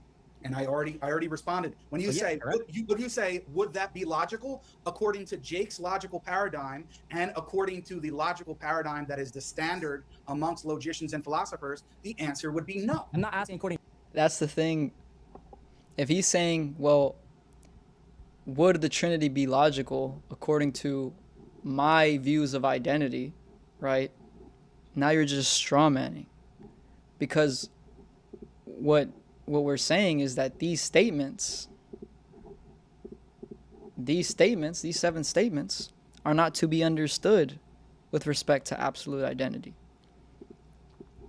So to say, well, oh, because I believe in absolute identity, therefore I interpret these statements with respect to absolute identity, and therefore there are contradictions entailed by the Trinity, would just be a straw man, because that's not what the Trinity is, or how it's explained. to your paradigm. I'm asking according to the paradigm of classical logicians when they define logical consistency. Is this model I gave logically consistent according to that definition? Oh man, I think you're missing the point. When you keep using the word logical and logic according to classical logicians, I'm saying to you that my interpretation of that is not an all-encompassing buffet of whatever you want to input. I don't accept relative He doesn't accept. identity or relativizing identity as a genuine aspect. Brother, please, I'm not asking if you accept it. I'm not asking that. I'm not asking if you use it in your words. It's not what I'm asking, okay? What I'm asking, Even if it was not a genuine aspect of logic, even if it was the most craziest, so obviously false thing that you've ever heard of in your life, it doesn't make it illogical. is, and if you want to deny the definition that I gave a source for as well, for the classical definition of logical consistency. So I'm not asking about your logic, what you take from, etc. I'm asking, using the relative identity operator and the formulation I gave, according to the definition that classical logicians use, is it logically consistent? No. Yes or no? No. Okay, so great. So then according to No. my definition, you said you agreed with it. No, it was that crazy earlier, even though earlier he said yes. there must be a contradiction within this. So if you could put it back up on the screen, and I would like Jake to show the inconsistency here. Again, Nick is slick for this, because how you supposed to show the contradiction when the whole thing not even on the screen? See, I see what Nick was doing. He automatically put himself at an advantage and just made it look like an innocent mistake. and You got to think about those things. I don't know if I'm talking beyond you or you're not understanding me. When you keep asking if it's logically consistent. This is a good question. Does relative identity commit you to denying that any identity statement is absolute? Crumbs? Is this the real Crumbs, the OG Crumbs? If it is, let me know so I can mod you. No, not necessarily. So there are distinct views, which are impure relative identity and pure relative identity. And pure relative identity is going to say that all identity relations should be relativized, and there are no absolute identity relations. My man Crumbs, what's up, bro? Here, let me mod you. Impure relative identity is going to say that there are some absolute identity relations. Now, I'm not going to lie. After looking back to see what some of the scholastics says, if we were to bring them forward to this day and age of our analytical philosophy and all this, Michael says W pure, but it seems to me like they would accept some form of impure relative identity because, for example, what St. Thomas says here, first part of the Summa, question 28. So here the principle is set forth. It would seem that the divine relations are not really distinguished from each other, for things which are identified with the same are identified with each other. But every relation in God is really the same as the divine essence. Therefore, the relations are not really distinguished from each other, right? This is the principle that Jake is trying to use, right? And if A equals B, B equals C, A equals C. What St. Thomas says, it says, I answer that, according to the philosopher, this argument holds that whatever things are identified with the same thing are identified with each other if the identity be real and logical, as for instance, a tunic and a garment. But if they differ logically, hence the same place he says that although action is the same as motion and likewise passion, it still does not follow that action and passion are the same. because action implies reference as of something from which there is motion in the thing moved, whereas passion implies reference as of something which is from another. Likewise, although paternity and filiation is really the same as the divine essence, nevertheless, these two, in their own proper idea and definitions, import opposite respects. Hence, they are distinguished from each other. And then he also says, in another question on the Trinity,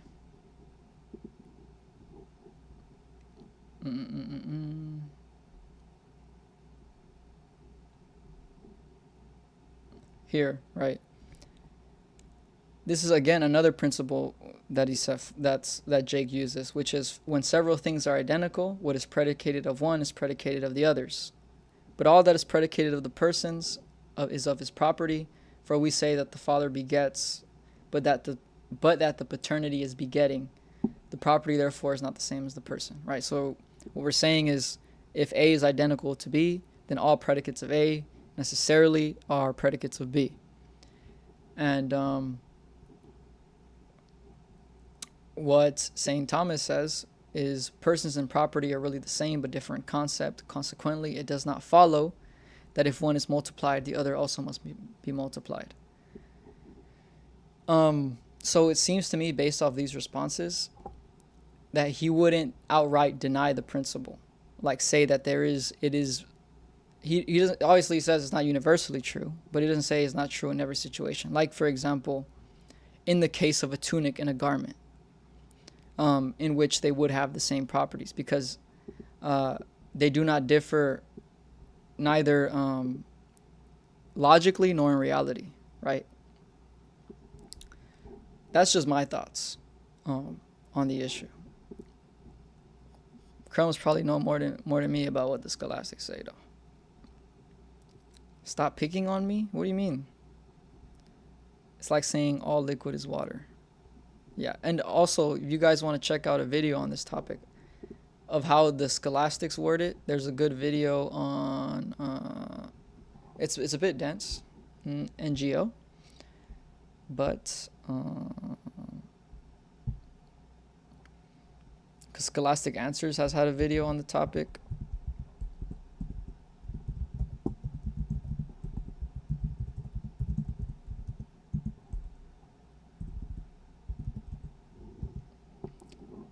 And basically, from my understanding of after watching his video, absolute identity in scholastic language would kind of translate to adequate identity, whereas relative identity would translate more to inadequate identity.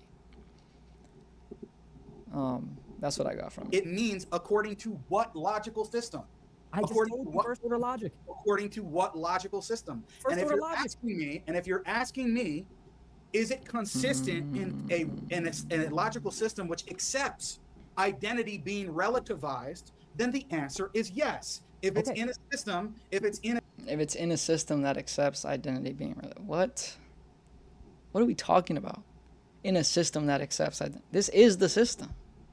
Relative identity does not accept identity being relativized or take that as a this genuine is the position, standard, then the answer is no. Okay, does classical logic relative identity as a part of a specific model that can be used? That's debated. Branson, for example, himself seems to think that it doesn't. Okay, so do you believe it does? No. Or are you just saying you don't know? What does he not believe? Identity. Classical logic accept relative identity as a part of a specific model that can be used? That's debated. Branson, for example, himself. Or are you just saying you don't know? No. Okay, why do you believe that? As I said, because I'm appealing to others who are experts in the field, who are saying that no, how you define classical logic or classical identity is going to be understood in a specific way that does not. Why is he using them as if they're synonymous? They're not the same thing, bro.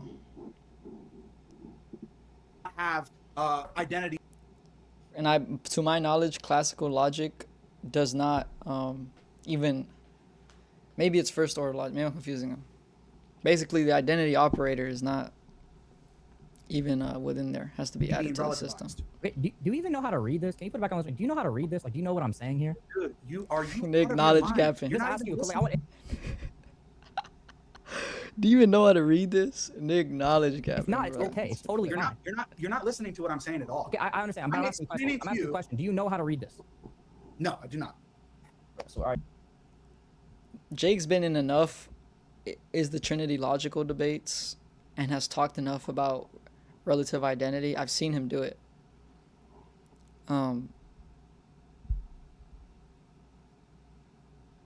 Yeah, Michael, that's what I thought. He's literally saying that he's read books that go deep into relative identity and he doesn't know how to read All this. right, bro. You could have. Brother, I've probably read like less than 5 works on relative identity, and I don't even think I watched like one video on it and then spoken to my friend about it. And I can read this. Bro. Okay. None so of you this don't- has anything to do. None of this has anything to do with what I'm saying. But it doesn't, bro. It does because I skips told the you. hieroglyphs. Okay, what is a Yeah, I mean, honestly, when I first read Bo Branson's paper, I skipped the hieroglyphs. But I was also like 18 years old and not doing formal debates on this model? In topic. classical logic, what is a model? Model is a set of premises that are being used to describe My G. A model is a set of premises. a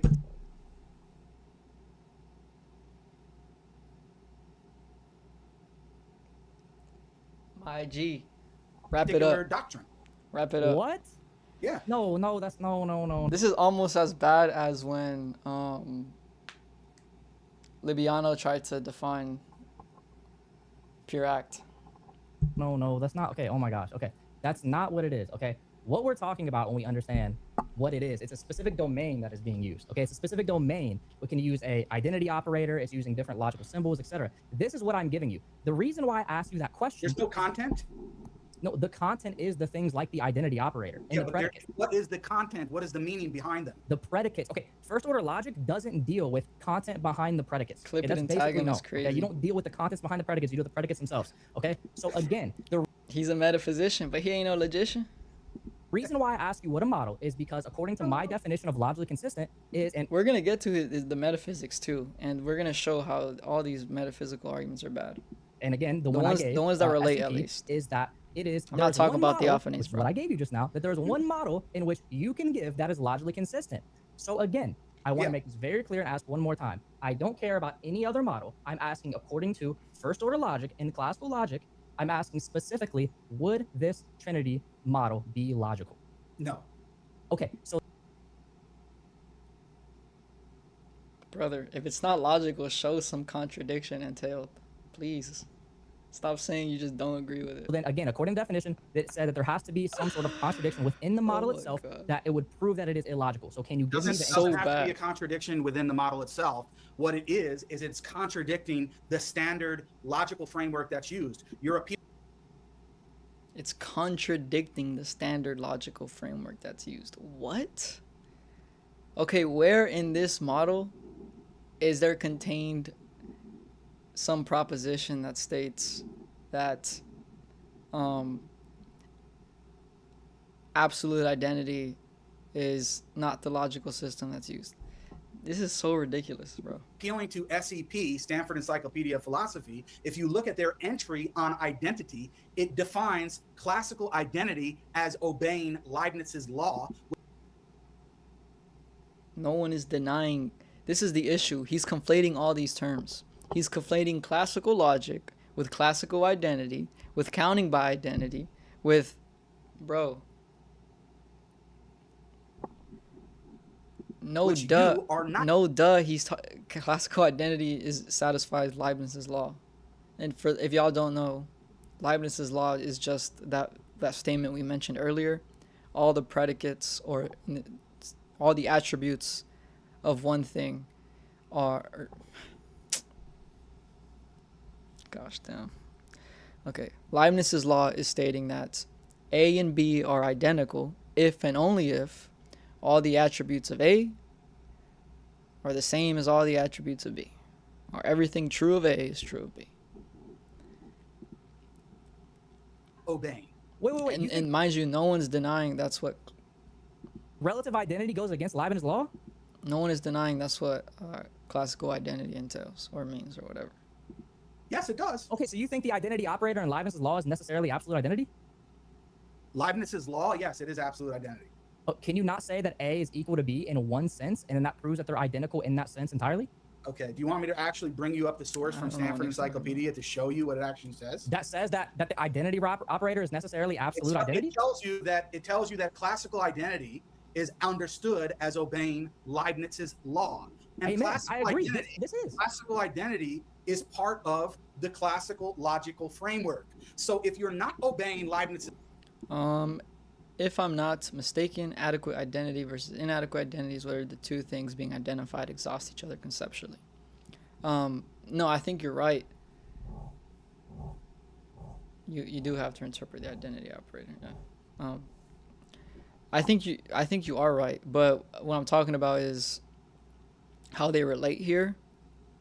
Is that if something is adequately identified with something else, then they can be like transitive. They satisfy Leibniz law.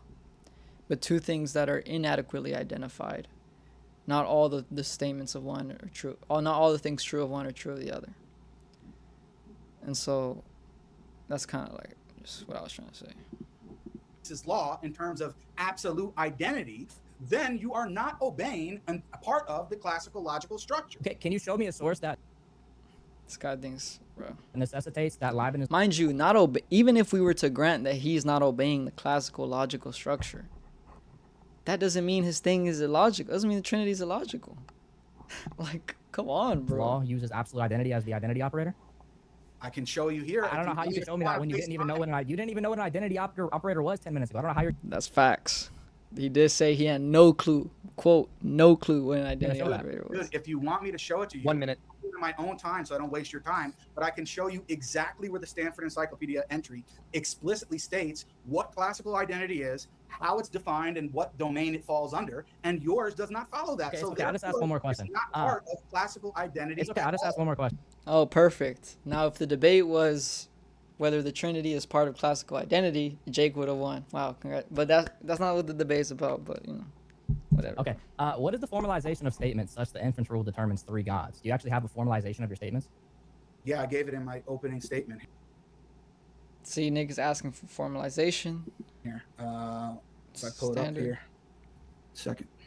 He's not going to give a formalization. Wait for him to do it, and I'll just ask him one question about that. I assume this will be the last question, so once he pulls that up, I'll ask him one question about it, and then we can move on. So Branson says, today we count F's by 1, logical subjects that are 2, discernible from or at least not identical to one another, and are F, that is, if X and Y differ in any way and are both F-ish, we count them as 2 F's. So if you plug This is what I'm talking about. People don't listen. He asked for a formalization. the Father and Son, for We're just as an quoted example, just as the 2, work. for simplicity's sake, the Father and Son are logical subjects that are It's time. discernible from each Yeah, I'll other. ask him one more question since he pulled that up. Not identical to each other, are both F, meaning are both God, and they differ, are both F-ish, so we count them as 2 F's. We count them Okay. as 2 gods. We're at time. Oh, So yeah, I'll ask him one more since he just pulled that up. I was asking this. What is he the doesn't have to inference answer, though. rule? Okay. I was going to ask you what's the inference rule for that.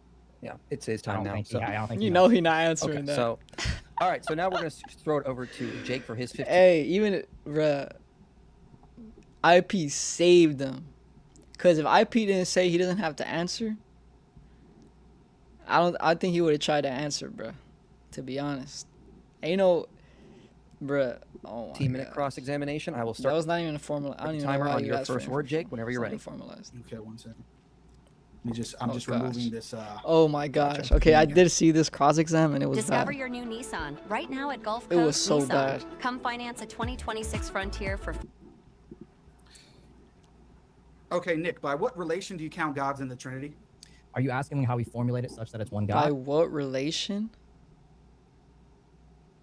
Or are you asking how we determine it, like in our epistemology? No, does he I'm mean? asking you, how do you count gods? in By the Trinity? opposition? Sure. If you're asking how we formulate it, it's going to be using the relative identity operator. Okay, so what makes it such that there's Okay, how long is this?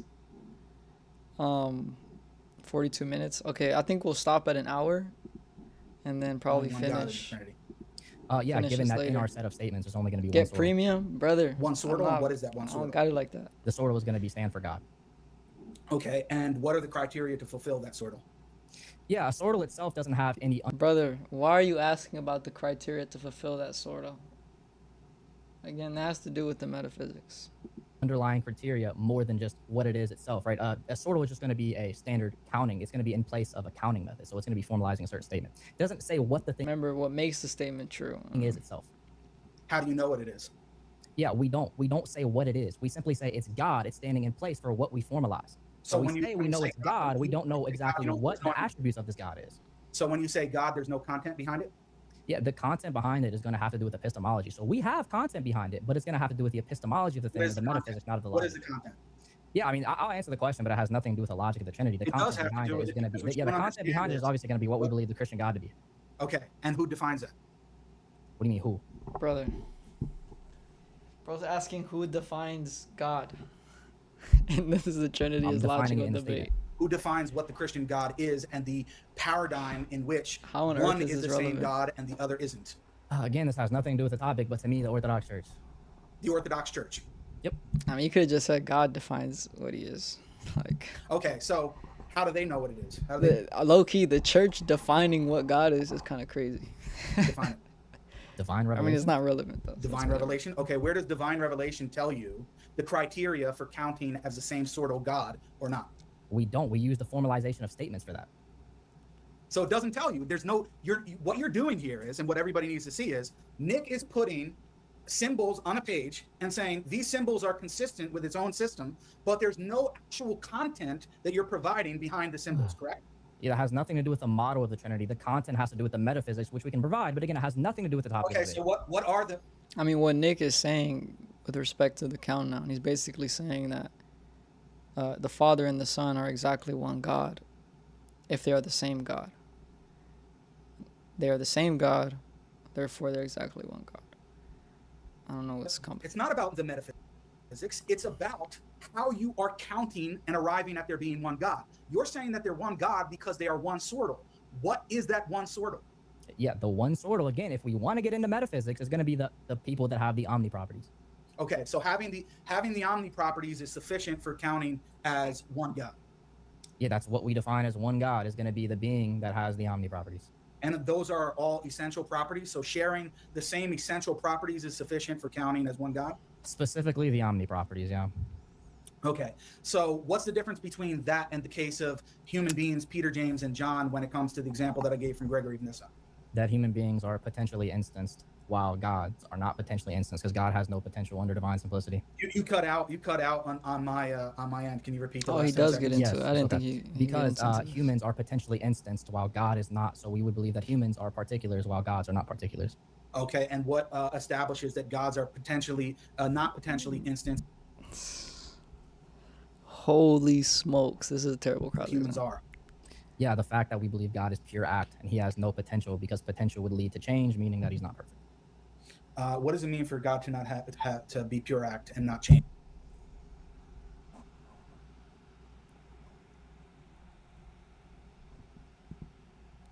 Everything Nick says, he's just gonna ask what it means.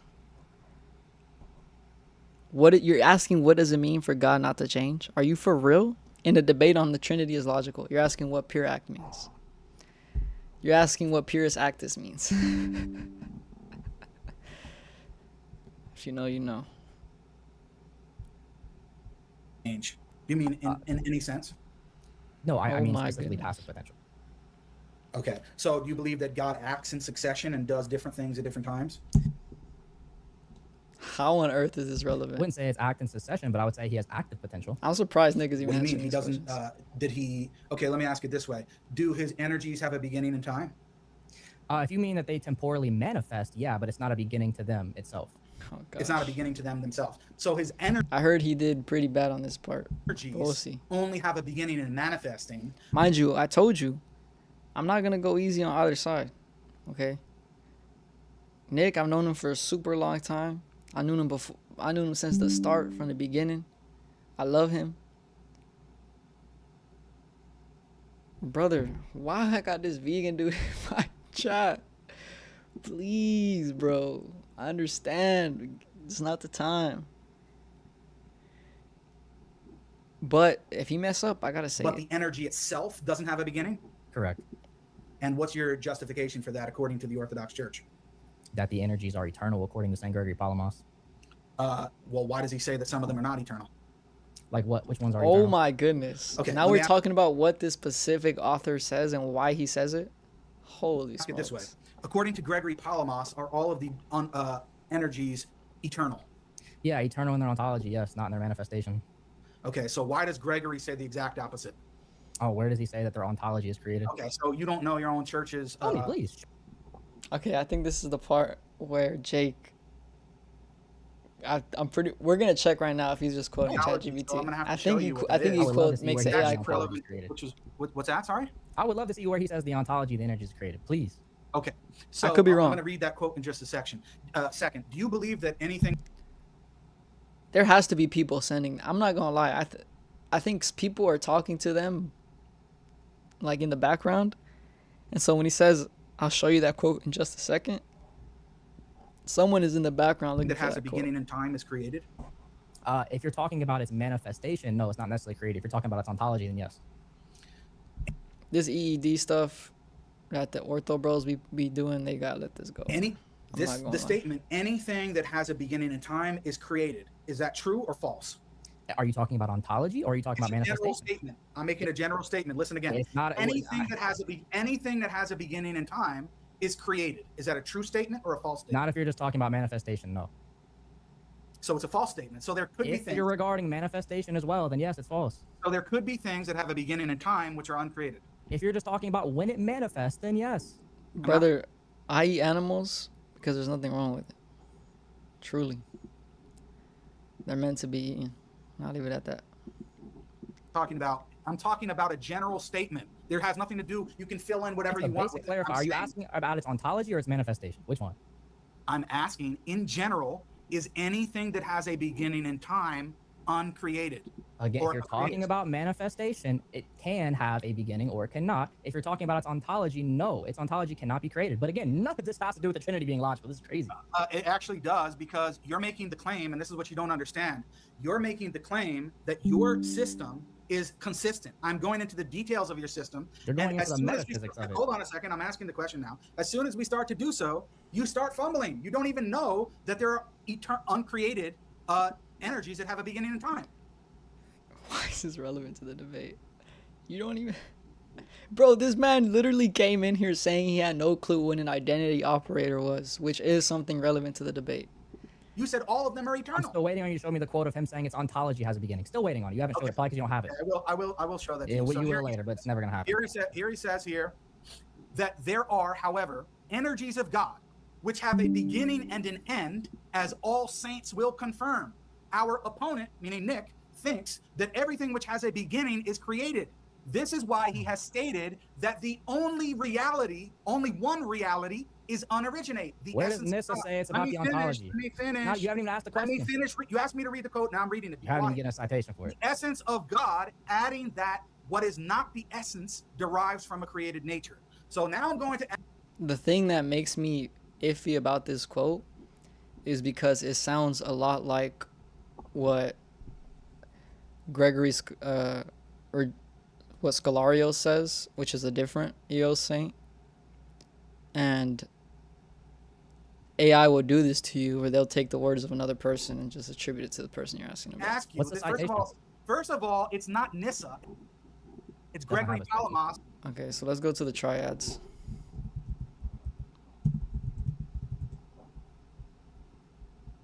See if we can find it online.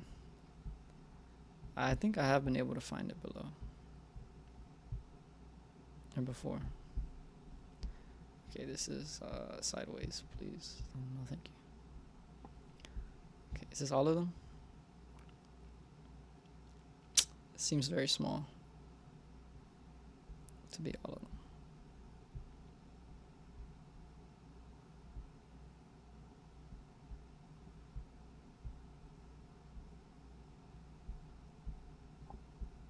This is the only one.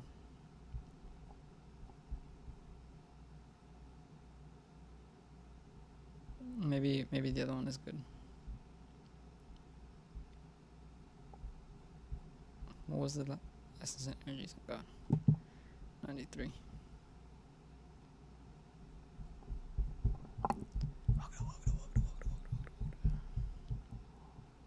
Let's do do this.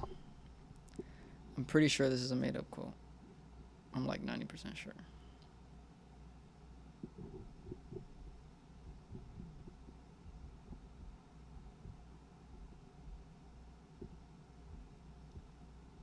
Did it not say page 93? Am I tripping?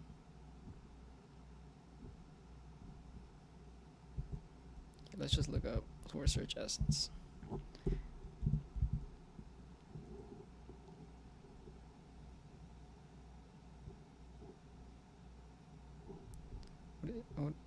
What am I looking at?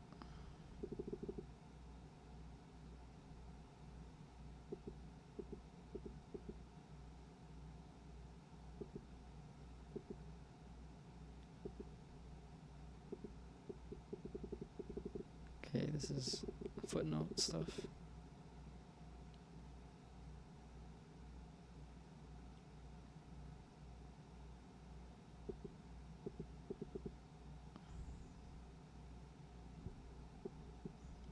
Let me just search up energy. I know I can search up beginning.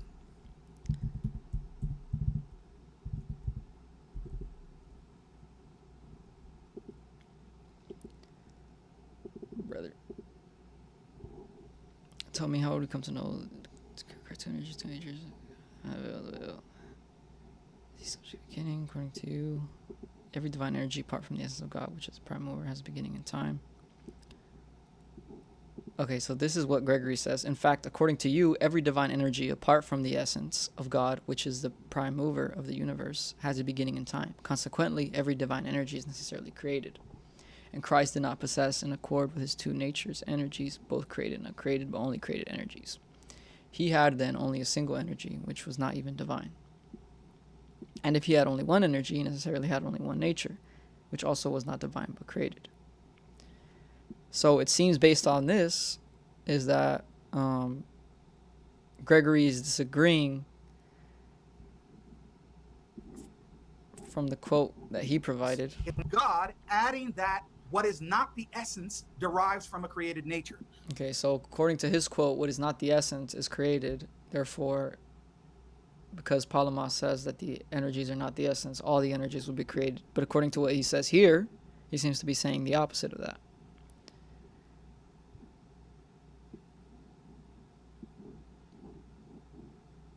For God did not possess unoriginate energies, but transcended them to the extent.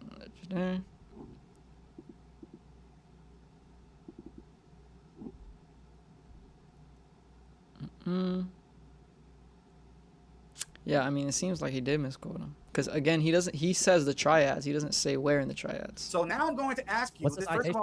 first of all, it's not Nissa, it's Gregory Palamas. It's Gregory Palamas, the triad. Let me finish. Let's let Jake ask the question. It's Gregory Palamas, the triads. Now, do you believe? Because it's fishy, Michael. Because you telling me the triads. You're not gonna even say what part. Believe that the energies are uncreated realities? And I know I've read parts of Palamas and what he says about the energies, and I ain't never heard him say nothing like that. Yes, they're That everything besides the divine essence is created. uncreated realities which begin manifesting within time. Uncreated reality, the triads. Now, do you believe that the energies are uncreated realities? Yes, they're uncreated realities which begin manifesting within time. Okay, how many uncreated realities are there in God? Yeah, we don't make a specific number to it.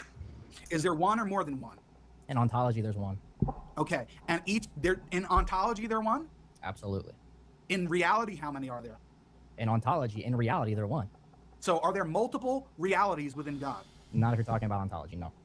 What else would be different between reality and ontology? Yeah, you could be talking about the effect of them or their conception. No, I'm talking about the actual entity itself. Okay, so the entity is going to be regarding ontology, so there's one.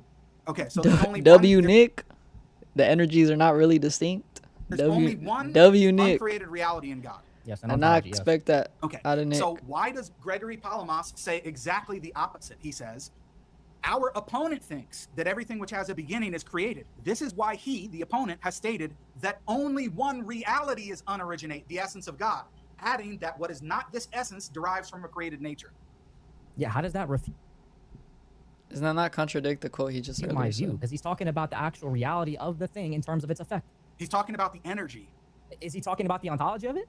Yes, he says the reality. He says his opponent thinks that there's only one reality, Is which the is only thing in unoriginal. reality about God the ontology? That's the issue with Gregory Palamas, bro. One point saying one thing, other point saying it sound like he's saying another thing. I'm not gonna lie. I've even seen EOs admit that he's very difficult to understand That's on what this I just specific asked you. topic. What is the difference between ontology and reality in this conversation? Because he can also manifest, and its manifestation can be distinct from the reality itself. No. Okay. Another quote from Palamas. As Basil the Great says, and I quote, "Is it not ridiculous to say that the creative power is an essence? Similarly, that providence is an essence and foreknowledge, simply taking every essence as energy." And the divine Maximus says, "Goodness and all that the word implies, all life absolutely, all immortality, and all the attributes that appertain essentially to God are works of God and do not have a temporal beginning. Non-being, that is to say, is not anterior to virtue, nor to any of the realities mentioned above, even though the beings which participate I don't see how this is relevant at all. I thought we were talking about the Trinity, bro. in them began to exist in time. None of these things is the essence of God. Neither the uncreated goodness nor the unoriginate eternal life. Mind you, Maximus is talking about the ratio, the concept of the thing, the meaning of the thing. Isn't that not what Jake said earlier? Being, that is to say, is not anterior to virtue, and do not have a temporal beginning. Realities, actually, absolutely, all immortality says, goodness, and all that the word implies. All that the word implies, meaning the definition of the word, the ratio of the word, the ratio. Exist in time. Uncreated goodness, nor the thing. So just look how this came back to bite you. So let's move on. That's crazy. Since you didn't solve the LPT and you didn't solve the essence energy distinction problem, the essence energy distinction problem, brother? You're supposed to be giving Trinity problems. Believe in uncreated birds? Do you believe in uncreated birds? On our debate of whether the Trinity is logical. All right, we're gonna stop it there. We'll probably finish it next time. Thank you guys for watching. 5 concurrent YT viewers. You got a point about that EED problem. Hey, man. Perhaps. It's just not relevant. Yeah, 5 concurrent viewers. I appreciate you guys so much. It's awesome, bro. Awesome to have friends like you guys. We will be watching the rest of this later. Maybe on the weekend when I'm not so busy. But thank you guys so much for watching. Any final questions? Probably not. It's pretty late. Thank you, Kefa. Jake Nutella. Alright, guys. Thank you guys so much for watching. God bless all of you. I'll see you guys next time. Goodbye.